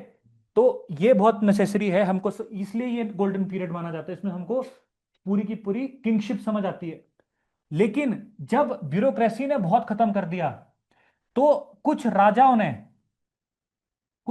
ने जैसे कुमार गुप्त है, इन ब्यूरोक्रेसी को क्या करना चाहा, कंट्रोल करना चाहा। लेकिन वो कंट्रोल नहीं हुए, उस कंट्रोल के बजाय वो और ज्यादा क्या हो गए, एग्रेसिव। और इसका नतीजा क्या हुआ कि राजा और ज्यादा क्या हो गया, वीक। और वो किससे हार गया? खून से। वो आउटसाइड के लिए भी क्या हो गया? वीक। अंदर से ही खत्म, बाहर से भी खत्म। इसके बाद छोटे मोटे राजा आए, वो तो आने के लिए थे, लेकिन जो ब्यूरोक्रेट्स थे वो बहुत ज्यादा फेमस हो गए। वो क्या हो गए? बहुत ज्यादा फेमस हो गए। और उन ब्यूरोक्रेट्स के पास एग्रेरियन मतलब लैंड भी था, फिस्कल मतलब मनी भी थी। जैसी ही गुप्ता पीरियड खत्म हुआ, डिसेंट्रलाइजेशन अपनी चरम सीमा पे चलेगी। डिसेंट्रलाइजेशन क्या हो गया? From agrarian decentralisation, from fiscal decentralisation, अब क्या मिलेगा आपको? स्टेट की डिसेंट्रलाइजेशन हो गई, जिसमें सबसे पहले क्या बनेंगे? वर्धमान डायनेस्टी, हर्षवर्धन। फिर क्या बनेंगे? मैत्रेकास। फिर क्या बनेंगे? गौद, शशांक राजा। फिर क्या बनेंगे आपके? मौरीज, या फिर मुखारीज, जिसको आप मुखारी पढ़ते हो, मौरीज, मुखारीज। फिर क्या बनेंगे आस्ते आस्ते? चालुक्स, चालुक्यास। समझा ना आपको कैसे टूटेगा ये एम्पायर? ये एम्पायर टूट टूट के बिल्कुल खत्म हो गया। वही अभी। और ये क्यों हो रहा है? क्योंकि भाई क्योंकि भाई ये जो थे ना, ये जो राजा थे, समझना आप इसको, आप हम पढ़ेंगे इनको आज, हम इनको पढ़ेंगे आज नहीं, जब ये आएगा हम पढ़ेंगे। आप पढ़ोगे Vardhaman, he was the subordinate of Gupta. Maitrakas, they were the subjugated chiefs of Guptas. ये लोग सारे क्या थे? इनके पास अपनी जमीनें थी, और ये लोग उन जमीनों को कंट्रोल करते थे, टैक्स भी लेते थे, रेवेन्यू भी चलाते थे, सोसाइटी भी चलाते थे, सब कुछ चलाते थे। लेकिन किसके लिए चलाते थे? समुद्रगुप्त के लिए। जैसे ही समुद्रगुप्त गया, इनको लगा कि हम आजाद हो जाते हैं। सेम रेप्लिका कहां है? मुगल्स का। सेम रेप्लिका कहां है? ब्रिटिश। और सेम रेप्लिका कहां है? हिमाचल प्रदेश, पोस्ट वीरभद्र से डेथ। इसलिए हिमाचल की यह हाल है, क्राइम रेट बढ़ रहा है, विमेन पे क्राइम बढ़ रहा है, ड्रग अब्यूज बढ़ रहा है। जब तक वीरभद्र साहब थे तब तक ब्यूरोक्रेसी कंट्रोल में थी। अब यू सी प्रॉब्लम्स। इसलिए बोलते हैं हिस्ट्री रिपीट्स इटसेल्फ। समझा है आपको? ये थ्योरी कौन सी थ्योरी है? Weak successors theory. इसमें दो थ्योरी चलती है। एक चलती है iron hand theory, Skandagupta, sorry, Samudragupta, Raja Virabhadra, Aurangzeb, even the British. कौन से? Early British, East India Company. They had a iron hand, लोहे का हाथ, वेरी स्ट्रिक्ट कंट्रोल। ये उठने देते थे, किसी को दबा देते थे। जैसे वीरभद्र ने कितने पॉलिटिकल करियर ही तबाह कर दिए, उठने नहीं दिया किसी को। अब आगे जो लीडर्स आए, ये निकलेंगे पैसिफिक रिसोर्स पॉलिसी के साथ।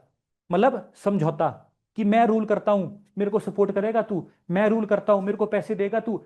जब आप समझौता करना शुरू करोगे ना, एक टाइम पे आप क्या हो जाओगे? Morally obliged. तो दूसरा बंदा जो थ्योरी देता है वो कौन है? MS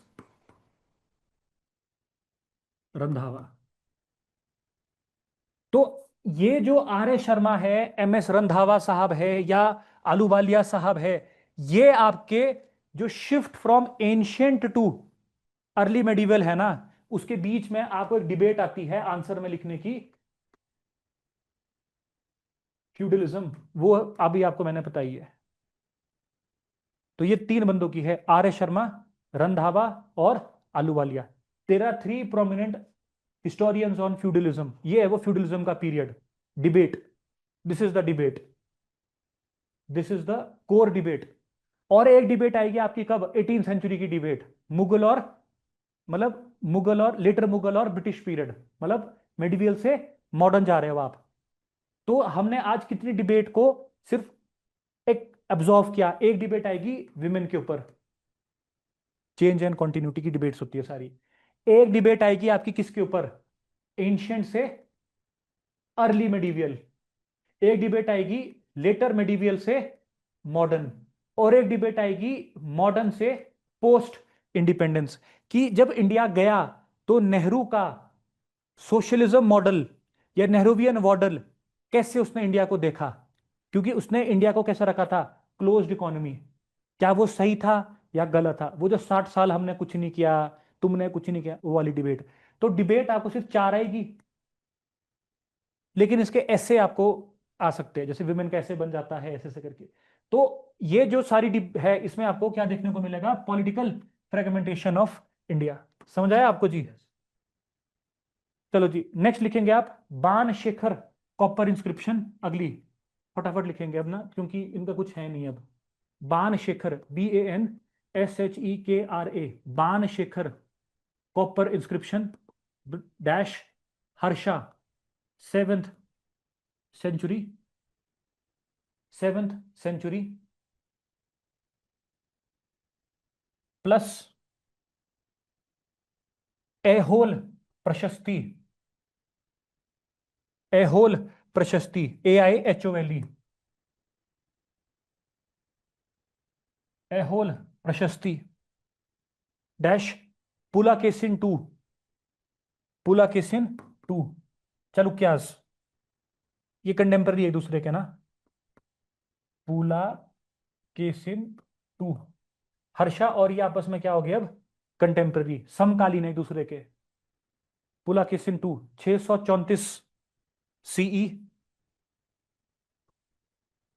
634 CE।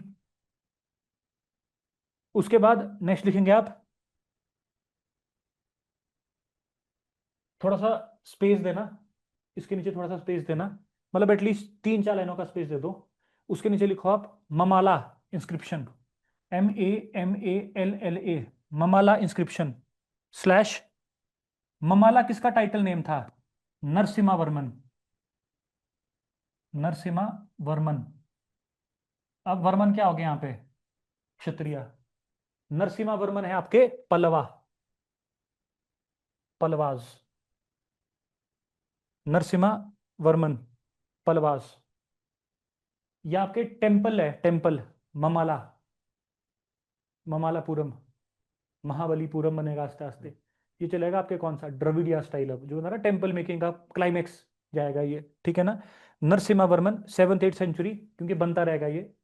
उसके बाद नेक्स्ट है आपका वेरी वेरी इंपॉर्टेंट, यहां से आपको क्वेश्चन आया हुआ है, इसी के साथ लिखेंगे आप बिल्कुल बगल में, उत्तरा, UTTARA, उत्तरा मेरूर, UTTRAMERUR, उत्तरा मेरूर केव इंस्क्रिप्शन, उत्तरा मेरूर केव इंस्क्रिप्शन बाय प्रांतका वन, चोला राजा, प्रांतका, PRANTAKA, प्रांतका 1, ये चोला का। बस ये आपकी सबसे इंपॉर्टेंट इंस्क्रिप्शन है अभी। बाण शेखर, एहोल, ममाला, उत्तरा मेरूर इंस्क्रिप्शन, चेन्नई तमिलनाडु में है ये। अब आप देखना यहां से क्वेश्चंस आते हैं आपको, क्योंकि हम अर्ली मिडिवल में चले गए हैं, मॉडर्न पहले मैंने सोचा था आपको एंशियंट ही कराऊंगा, बट इंस्क्रिप्शंस कर दो सारी, ठीक है ना? अब देखो, जो है बाण शिखर, बाण शिखर में 4 कोर चीजें बताई है। एक बताया है वही घिसा पिटा क्या, लैंड ग्रांट। दूसरा बताया है very very important, Harsha signature, Harsha के खुद के सिग्नेचर, तो इससे लेजिटिमेसी बढ़ जाती है। और बताया है एडमिनिस्ट्रेशन, और बताया है एडमिनिस्ट्रेशन, कि एडमिनिस्ट्रेशन कैसे करना है। अब एडमिनिस्ट्रेशन कैसे करना है? दो तरीके से। एक, क्या हो रहा है अब? सेंट्रलाइजेशन की डिसेंट्रलाइजेशन, डिसेंट्रलाइजेशन, डिसेंट्रलाइजेशन, और टूट रहा है शहर। लेकिन अब एग्रेरियन डिसेंट्रलाइजेशन नहीं हो रहा, ना फिजिकल डिसेंट्रलाइजेशन हो रहा है। किसका डिसेंट्रलाइजेशन हो रहा है अब? स्टेट का, पूरी स्टेट टूटेगी आस्ते आस्ते, डिसेंट्रलाइजेशन हो रहा है। अगर डिसेंट्रलाइजेशन होगा तो आपको कंट्रोल करने के लिए किसको रखना पड़ेगा? किसी हेड को, किसी गवर्नर को। तो ये गवर्नर अपॉइंट करता है, Uparikas, he will appoint Uparikas, Uparika, that is governor. तो गवर्नरशिप थी इसके टाइम पे, गवर्नरशिप थी इसके टाइम पे। अब आपके जो RS शर्मा जी है ना, वो बोलते हैं feudal system started during his period. जो फ्यूडल सिस्टम है, प्रीलिम्स के लिए, मेंस के लिए, सब जगह के लिए, जो फ्यूडल सिस्टम है, कोर जो समझ आता है हमको, फ्यूडल सिस्टम जो है वो किसके टाइम शुरू हुआ था? हर्षवर्धन के टाइम। इसने क्या किया, इसने अपनी स्टेट को दो पार्ट में डिवाइड कर दिया। एक थी डायरेक्टली कंट्रोल्ड, उसको बोला जाता है राज्य। इसने क्या किया, थोड़ा सा समझा रहा हूं मैं आपको। इसने क्या किया, इसने, ये हर्षा की एम्पायर है, इमेजिन करो। ये है थानेश्वर हरियाणा, और ये है कनौज, इसकी मेन कैपिटल। समझा है आपको? और इसने क्या किया है, अगर आप इसको ढंग से समझोगे, ये आपका इंडिया हो गया ऐसे करके, ये तो पूरा ये हो गया आपका नेपाल ऐसे करके, ये ऐसे करके, और ये ये होगी आपकी नर्मदा रिवर। ये जो पूरा नॉर्थ है ना, ये इस भाई ने कंट्रोल करके रखा है पूरा, ये भी ऐसे करके, this is everything is controlled by him. ये दो पार्ट में डिवाइड किया है इसने। जहां पर है येलो, जो है येलो वाला अंदर, ये खुद रूल करता था इसको। इसको नाम दिया इसने राज्य। क्या नाम दिया? राज्य।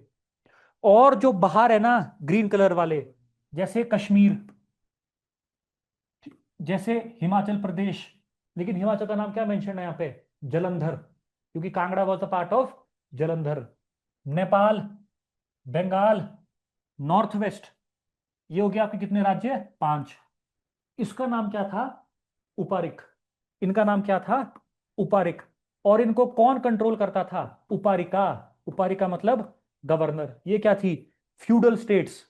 इसीलिए आप देखोगे क्या शुरू होता है इंडिया में? Feudal system. तो डिबेट आपकी यहां से शुरू होगी। लेकिन हम आंसर कहां से बनाएंगे? भानुगुप्त के पास वाले इंस्क्रिप्शन से। लेकिन जो हमारा मेन सब्सटेंस बनेगा, उसमें इंट्रोडक्शन में आर एस शर्मा का काउंट आएगा, बाणशेखर कॉपर प्लेट आएगी, और मदनसर इंस्क्रिप्शन आएगी। तो जब भी डिबेट आएगी, क्रिटिकली एनालाइज आएगा। दोबारा बोल रहा हूं, जब भी डिबेट आएगी लिखने को, शिफ्ट आएगा लिखने को, चेंज कॉन्टिन्यूटी आएगी लिखने को, क्रिटिकली एनालाइज आएगा लिखने को, एग्जामिन आएगा लिखने को, क्रिटिकल वर्ड आ गया, उसके इंट्रोडक्शन में आप किसी एक हिस्टोरियन को ऐड करोगे। और बहुत अच्छा होगा अगर आप दो हिस्टोरियन के दो ऑपोजिट स्कूल को ऐड करोगे।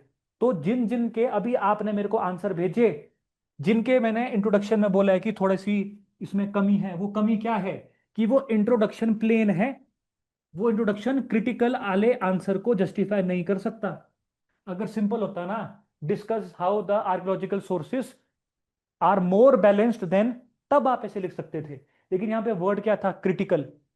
तो क्रिटिकल में आपको एक आधा हिस्टोरियन ऐड करना चाहिए था, जो कि बहुत ज्यादा महत्वपूर्ण था। और जब क्रिटिकल वर्ड है, डिबेट है या कुछ है, उसके कंक्लूजन में भी आप ऐसे ही उसको क्या करोगे? कंक्लूड करोगे विद द हेल्प ऑफ 1 और 2 हिस्टोरियंस। समझ आया आपको? तो जब आपको क्रिटिकल वर्ड आ गया बीच में, या आपको डिबेट आ गई लिखने को, या आपको चेंज कॉग्निटिव की कोई थ्योरी आ गई लिखने को, या कोई फिलॉसफी आ गई लिखने को, जैसे आपको आ गया फ्यूडलिज्म फिलॉसफी, बताओ। फिलॉसफी देने वाला मैं हूं। फिलॉसफी देने वाला क्या नाम है, वो है नीचे से, खान सर? नहीं। फिलॉसफी देने वाले अवध ओझा सर भी नहीं है। फिलॉसफी देने वाले स्टडी आईक्यू वाले भी नहीं है। फिलॉसफी देने वाले कौन है? Philosophers, historians. तो आपको उनको देना पड़ेगा, तब आपके। नहीं नहीं नहीं नहीं नहीं नहीं नहीं नहीं, देखो, दो चीजें हैं। मैंने आपको बोला कि write down introduction, write down historians in the introduction to get half marks extra. अगर आपको ये एग्जैक्ट याद है, डबल इन्वर्टेड कॉमास लगाओ, लिखो। नहीं याद है? नहीं नहीं, कोई कॉमा नहीं लगाना। सिंगल कॉमा कब लगता है? सिंगल कॉमा तब लगता है जैसे मुझे लिखना है नारी शक्ति। नारी शक्ति लिखना है मुझे, तो मैं नारी शक्ति सिंगल इन्वर्टेड कॉमास में लिखूंगा, नारी शक्ति एज पर अभिनव। मतलब जब आप हिंदी शब्दों को, संस्कृत शब्दों को, उर्दू शब्दों को, या किसी और लैंग्वेज के शब्दों को इंग्लिश में लिखोगे पेपर के अंदर, तब आप सिंगल इन्वर्टेड कॉमास को यूज करोगे। कि भाई अगर आप भूल गए ना लिखना कि मैं क्या इंग्लिश में क्या लिखूं, तब आप ऐसे लिख सकते हो। सिंगल इन्वर्टेड कॉमास का मतलब होता है ये कि भाई जैसे मैं बोल रहा हूं Aatmanirbhar Bharat, it is a Hindi word, उसको सिंगल इन्वर्टेड कॉमास में डालो, as per government of India या एज पर नीति आयोग। उसे गवर्नमेंट ऑफ इंडिया से बेटर क्या है, नीति आयोग, क्योंकि तो बोलेगा ही। पीएम पूएम नहीं लिखते इसमें, डॉक्यूमेंट्स लिखते हैं, या दृष्टि डॉक्यूमेंट। किस डॉक्यूमेंट से लिया है, तो पीएम से थोड़ी ना, पीएम को तो खुद लिया होगा कहीं से। डबल इन्वर्टेड कॉमास लिखने आपने तब जब आपको पूरा याद है, पर वो कभी रहेगा ही नहीं याद, इसलिए उनको भूल ही जाओ। इसलिए नाम लिखा Upinder Singh comma rival school, Kosambi comma marks school, throws lights on, sheds light on, puts effort on, emphasizes on, relates to, gives value addition on, ऐसे करके। और एक और चीज आप लोगों के आंसर में बहुत ज्यादा मिसिंग थी, जब हम क्रिटिकल एनालाइज करते हैं, आप लोगों ने क्वेश्चन को थोड़ा सा नहीं समझा। क्वेश्चन था कि भाई जो हमारे आर्कियोलॉजिकल सोर्सेज है, क्या वो बैलेंस्ड है in comparison to literary sources. तो आप लोगों ने ये वाला पोर्शन पूरा लिखा, ये वाला पोर्शन भी लिखा है कईयों ने बहुत अच्छा, लेकिन आपको इसको कनेक्ट करना पड़ेगा। वो सिर्फ लाइंस होती है, मैंने आप लोगों को चेक करके बल्कि लिख के भेजी भी है। Despite the written accounts of Veda, their biasness can not be undermined, hence archaeological sources serve as the primary source या true data as mentioned by X Y Z. तो उसको जब आप इसको आप इससे कनेक्ट करोगे ना, तो बीच में आपको एक क्या डालना पड़ेगा अब, कनेक्टर, जैसे आप किसमें डालते हो, एसेस में।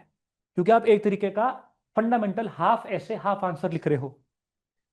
ऑप्शनल के आंसर कैसे होते हैं, हाफ ऐसे हाफ आंसर, क्योंकि इतना सारा लिख रहे हो आप, 2 से 2.5 पेज से करके। दूसरा आपने क्या करना है, आपने इंट्रोडक्शन लिखी, उसके बाद write down the point, main heading, headings में डालो आप उसको। उसके बाद पॉइंट्स की जगह पैराग्राफ, 3-4 लाइन का पैराग्राफ। जैसे कोर बुलेट में नहीं जाना है, जैसे जीएस में करते हैं ना, कोर बुलेट्स में नहीं जाना है। जैसे आपने यहाँ पे मेन लिखा, फिलोसफिकल टाइप, हाँ फिलोसफिकल टाइप, बेसिकली हाफ ऐसे हाफ पॉइंट, सब हेडिंग मेन हेडिंग डाली, फिर सब हेडिंग्स नहीं डालनी है, थोड़ा सा ऐसे टाइप में लिखना है। 3 लाइनें लिखी, फिर हिस्टोरियन, फिर नेक्स्ट मेन हेडिंग लिखी, 3 लाइनें लिखी, पैराग्राफ जैसा 3-4 लाइनों का पैराग्राफ, हिस्टोरियन, ऐसे करके बनेगा ये कोर पॉइंट्स में। जैसे जैसे जीएस में क्या बोलता हूं मैं, जीएस में क्या बोलता हूं मैं, जीएस में हेडिंग लिखो, 3 लाइनें मारो, आंसर खत्म। यहां मिलेगा आपको समय, यहां पर आपको मिलेगा समय, तो उसको स्ट्रक्चरिंग करो अच्छी सी, उसको स्ट्रक्चरिंग करो। मेरी अभी कुछ बच्चों से बात हुई है, वो बोल रहे हैं कि सर 10 नंबर के जो आ रहे हैं ना, तो हम 2.5 से 3 पेज लिख पा रहे हैं। ऐसा क्यों कर पा रहे हैं, क्योंकि लास्ट में हमको क्वेश्चन अटेम्प्ट करने का टाइम नहीं मिल रहा जो लास्ट है। इसीलिए कोशिश करो कि स्टार्टिंग के 4 क्वेश्चन में ही नंबर ज्यादा अच्छे आ जाए, या अपने आप को इतना मैनेज कर लो कि सारे के सारे इक्वल टाइम देना पड़े। तो वो वाले एक अलग जद्दोजहद है बेसिकली, जिन्होंने अभी लिखे मेंस वगैरह। समझा रहा ना आपके, मतलब आप लोगों ने आंसर्स में क्या क्या ऐड करना है। एक तो हम देखेंगे कि जो डेरिवेटिव है, डेरिवेटिव, डेरिवेटिव और डिमांड ऑफ क्वेश्चन। तो आपको क्या समझना है, हर क्वेश्चन में एक सब्जेक्ट होगा, एक क्या होगा, ऑब्जेक्ट होगा, और ये क्या होगा, डेरिवेटिव। डेरिवेटिव होता है कि क्या पूछा है, एक्सप्लेन, क्रिटिकल एग्जामिन वगैरह क्या पूछा है। ऑब्जेक्ट होता है किसके बारे में पूछा है, सब्जेक्ट होता है लिखना क्या है, किसके ऊपर लिखना है। तो आंसर बनाना इसके ऊपर, हेडिंग्स। जैसे अभी पूछा था आंसर, तो पूछा था, इंपॉर्टेंस पूछी थी किसकी, archaeological sources over literary sources. तो सब्जेक्ट क्या था, इंपॉर्टेंस, ऑब्जेक्ट क्या था, आर्कियोलॉजिकल सोर्सेज, डेरिवेटिव क्या था, क्रिटिकल एग्जामिन। तो उसको वैसे डील करेंगे हम इन अ हाफ डिबेट, क्योंकि नेगेटिव पॉइंट तो लिखेंगे। तो नेगेटिव डिबेट का मतलब, नेगेटिव पॉइंट का मतलब क्या है, उस नेगेटिव पॉइंट को जस्टिफाई करना पड़ेगा, ऑटोमेटिकली क्या बन गई वो, एक डिबेट। करो आप, फ्लो चार्ट आप ऐड कर सकते हैं, पर फ्लो चार्ट्स आपके कैसे होंगे, जब आपका एक पीस ऑफ राइटिंग खत्म होगा। तो इस आंसर में 2 पीस ऑफ राइटिंग थे। एक पीस ऑफ राइटिंग का था आर्कियोलॉजिकल सोर्सेज क्यों अच्छे हैं लिटरेरी सोर्सेज से, एक फ्लो चार्ट इसके ऊपर बन सकता था। एक था कि फिर भी इनमें कुछ कमी है, दूसरा फ्लो चार्ट यहां बन सकता था। फिर तीसरा क्या जाना था, फिर भी ये अच्छे है, वो था एनालिसिस वाला पार्ट, मतलब सिंथेसिस वाला पार्ट, कि दोनों को मिला के चलाना पड़ेगा, उसमें भी ये ज्यादा अच्छे है। तो ये इस तरीके से कंक्लूजन भी आपका जो आपने ऊपर लिखा वो, और यहां पर आपको फिर हिस्टोरियंस के व्यू डालने पड़ेंगे। जैसे सर एक तो हम उसका डाल सकते हैं रोमिला थापर जी का, हाँ, कि कंटेक्चुअलाइज्ड अप्रोच रखें, कंटेक्चुअल अप्रोच होनी और चाहिए, डॉक्टर रुपिंदर सिंह उपिंदर सिंह का साइंटिफिक अप्रोच होनी चाहिए, होलिस्टिक होलिस्टिक अंडरस्टैंडिंग होनी चाहिए। आपके मॉन्टमियर हो गया कि they should form the basis of understanding, whereas literary sources should become the basis of knowledge. Understand करना है कि लिटरेरी सोर्सेज अच्छे लिखे कि ठीक लिखी गलत लिखे, तो वो चीजें आज मैं आपको हिस्टोरियंस की लिस्ट भी भेज दूंगा, आप उसको वाइंड अप ब्रश अप कर देना, ठीक है ना। अब आज थोड़ा सा और जो दिक्कत होगी मेरे को बताना आपने, नेक्स्ट आ जाओ आप, अब गुम हो गया। नेक्स्ट है आपका एहोल प्रशस्ति, एहोल प्रशस्ति, AIHOLE, एहोल प्रशस्ति। अब ये जो एहोल प्रशस्ति है पुलाकेसिन की, वो क्या बता रही है, प्रशस्ति क्या बताएगी, कोई नहीं, ठीक है ना, इसमें लिखो डैश बाय रवि कीर्ति। तो ये एहोल प्रशस्ति किसकी है, रवि कीर्ति ने लिखी है पुलाकेसिन के लिए इन संस्कृत। तो संस्कृताइजेशन पता लग रहा है यहां पे, it again shed the light on Sanskritisation. Next है आपके ममाला, ममाला का मतलब होता है wrestler, the great Khali types. तो नरसिम्हा वर्मन रेसलर बड़ा खतरनाक था, पत्थरों को उठा लेता था, मतलब हैवी लिफ्टर था बेसिकली, ऐसा रेसलर नहीं कुश्ती वाला नहीं, लिफ्टर वाला रेसलर, ममाला का मतलब है ना महामाला, ठीक है। तो जो ममाला है वो आपको किसके बारे में बताती है, टेम्पल आर्किटेक्चर के बारे में, of Dravida style, temple architecture of Dravida style. अब ये जो द्रविड़ा स्टाइल है ना, इसके साथ साथ अगर आप देखोगे यहां पर थोड़े रेफरेंसेस किसके हैं, भक्ति मूवमेंट्स के। द फर्स्ट ट्रेंच ऑफ भक्ति मूवमेंट, हल्की फुल्की भक्ति मूवमेंट, हल्की फुल्की भक्ति मूवमेंट जो आपको देखने को मिलती है वो ममाला के मंदिरों में देखने को मिलेगी, अर्ली द्रविड़ा स्टाइल। अब यहां पर जो ममाला है, ये जो मंदिर बनेगा, it will be the nucleus of rule. क्या बनेगा, न्यूक्लियस ऑफ रूल, मतलब पलवास जो थे वो कहां से रूल करेंगे, डायरेक्ट गवर्नमेंट कहां से रूल करेगी उनकी, from the temples, direct rule कहां से करेंगे, टेम्पल से। अब इस ममाला इंस्क्रिप्शन में एक और चीज इंपॉर्टेंट मेंशन की है, बोले दो ही चीजें इंपॉर्टेंट है हमारी जिंदगी में, एक है मंदिर, दूसरा है कोस्ट। कोस्ट से क्या करेंगे, ट्रेड। श्रीलंका शेलोन वगैरह जाते हैं, इनके रिलेशंस कहां थे, श्रीलंका, इंडोनेशिया, जावा। कोस्ट से क्या करेंगे ये, ट्रेड। तो भाई अगर ट्रेड करेंगे तो ट्रेड करने के लिए क्या होने चाहिए, दोबारा से गिल्ड्स होने चाहिए, सेम घूम फिर के जहां पे ट्रेड आ गया उधर गिल्ड आ गया। तो क्या इनके पास पोर्ट होंगे, तो क्या नेवल सुप्रीमेसी हो सकती है, शिप बिल्डिंग हो सकती है, बस। तो यहां पर क्या है, port is equal to ship building, व्यापार, व्यापार चलेगा आउटर वर्ल्ड के साथ। नेक्स्ट है आपका Uttara Merur, very very important, last है ये हमारा, फिर हमारी इंस्क्रिप्शन सारी खत्म है। फिर जो इंस्क्रिप्शन बचेगी वो बचेगी, वो आपके मेडिवियल वाली आएगी, वो हम फिर, वो तो फिर वैसा है, उसमें तो फिर आपका अलबरूनी उलबरूनी शुरू हो जाएगा सारा लिटरेरी, और वो इकट्ठा चलेगा अब साथ साथ साथ साथ। तो लास्ट इंस्क्रिप्शन है हमारी, ठीक है। ये है आपकी चोला, ये किसके बारे में है, पंचायती राज इंस्टीट्यूशंस, PRIs, पंचायती राज इंस्टीट्यूशंस डैश लोकल गवर्नमेंट। बस इधर से होगा अपना आंसर शुरू, आज से, आज के बाद अगर आपने पॉलिटी के आंसर में ये नहीं डाला ना इंट्रोडक्शन में, फिर देखना, इधर से शुरू करेंगे आंसर, एवोल्यूशन ऑफ PRI आएगा यहां से, वो अगर इसके पीछे जाना है तो क्या है, सभा समिति। संगीता, संगीता कहाँ है, हड़प्पा में। फिर वो खत्म हो जाएगी, फिर बचेगी सभा समिति। फिर आएगा ये, इसमें लिखो the temple, the temple dash Vaikunta, Vaikuntha, Vaikunta Perumal, Vaikunta, Vaikuntha है ना, वैकुंडा पेरीमूला, MULLA पेरीमूल, वैकुंडा पेरीमूल इसका द्वार तो नहीं? द्वार। हाँ। मतलब यहां वही है सेम। इसके आपको क्या मिलेगा अब इसके अंदर, इसके अंदर है ना जो एडमिनिस्ट्रेशन, तो एंट्री टू चोला एम्पायर है ये, चोला मंडलम आंध्र प्रदेश।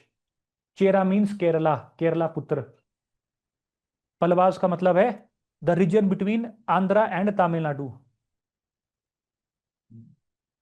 ठीक है ना, रीजन उसको बोलते हैं पल्लव। पल्लव किसको बोलते हैं, north of Andhra, sorry north of Tamil Nadu, south of Andhra, उसको बोलते हैं पल्लव, पल्लव राज्य, ऐसे करके। ठीक है, इसमें लिखेंगे it also mentions, it also mentions about क्या, naval power same, naval power same. अब देखो, it tells about two systems, ये आपके दो सिस्टम के बारे में बताती है। एक बताती है कुदवोलाई सिस्टम, KUDO, कुदो वो लाई सिस्टम, एक कुदोवलाई या कुदावोलाई सिस्टम। और दूसरा है वरियाम, वरियाम सिस्टम, कुदोवोलाई सिस्टम और वरियाम सिस्टम।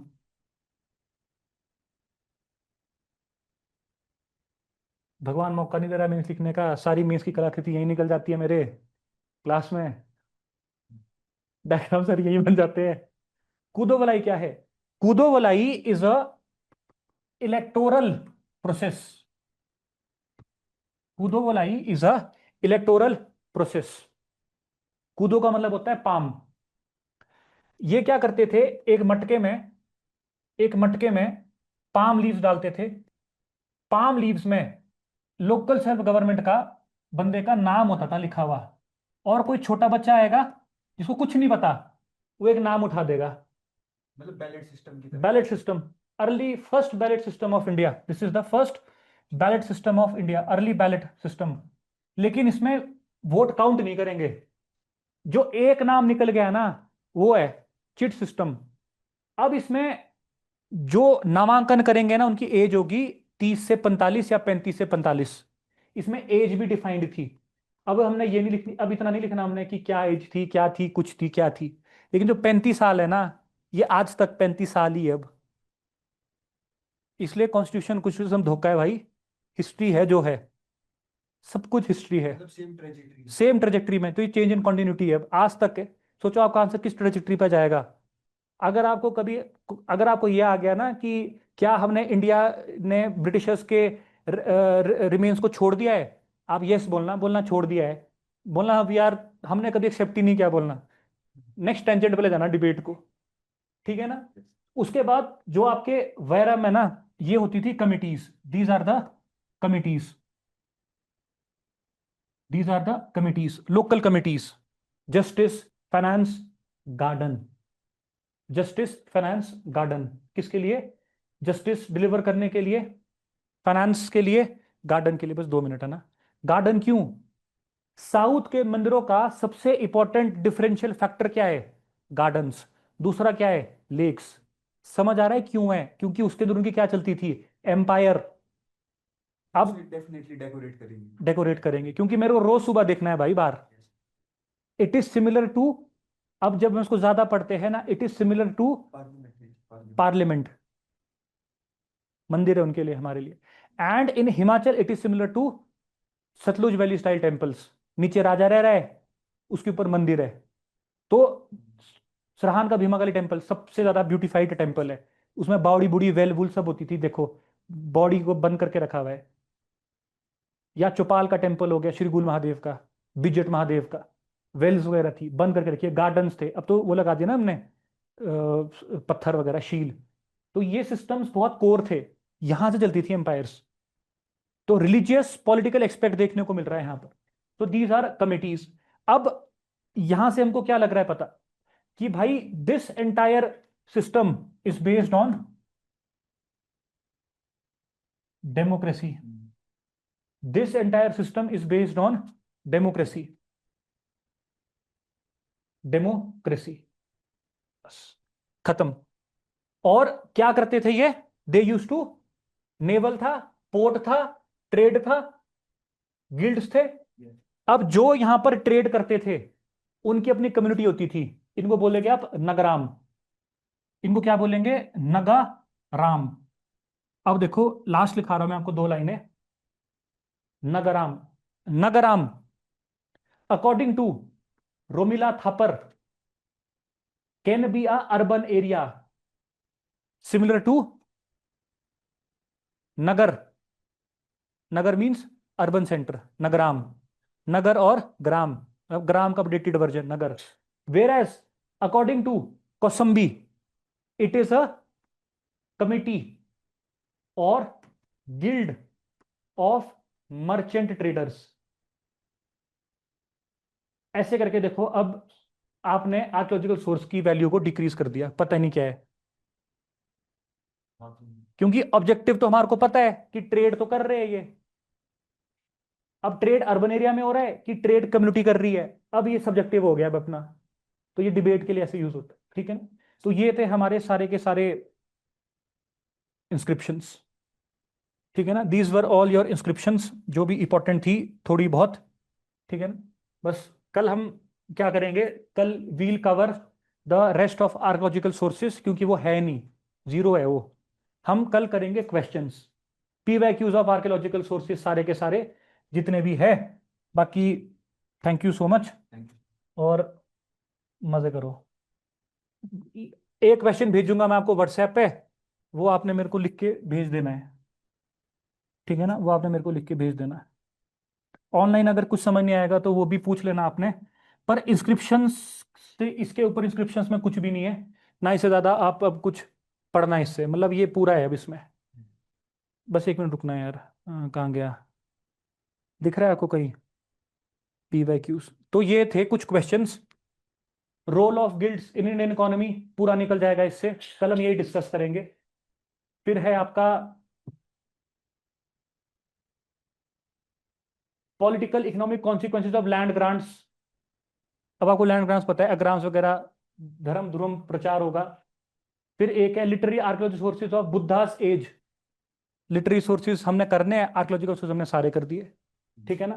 दिल्ली सोलिस अशोका के पिलर्स भी हो गए, आर्कियोलॉजिकल ये है सारा अर्बनाइजेशन का एविडेंस, सारा ये इनके ये।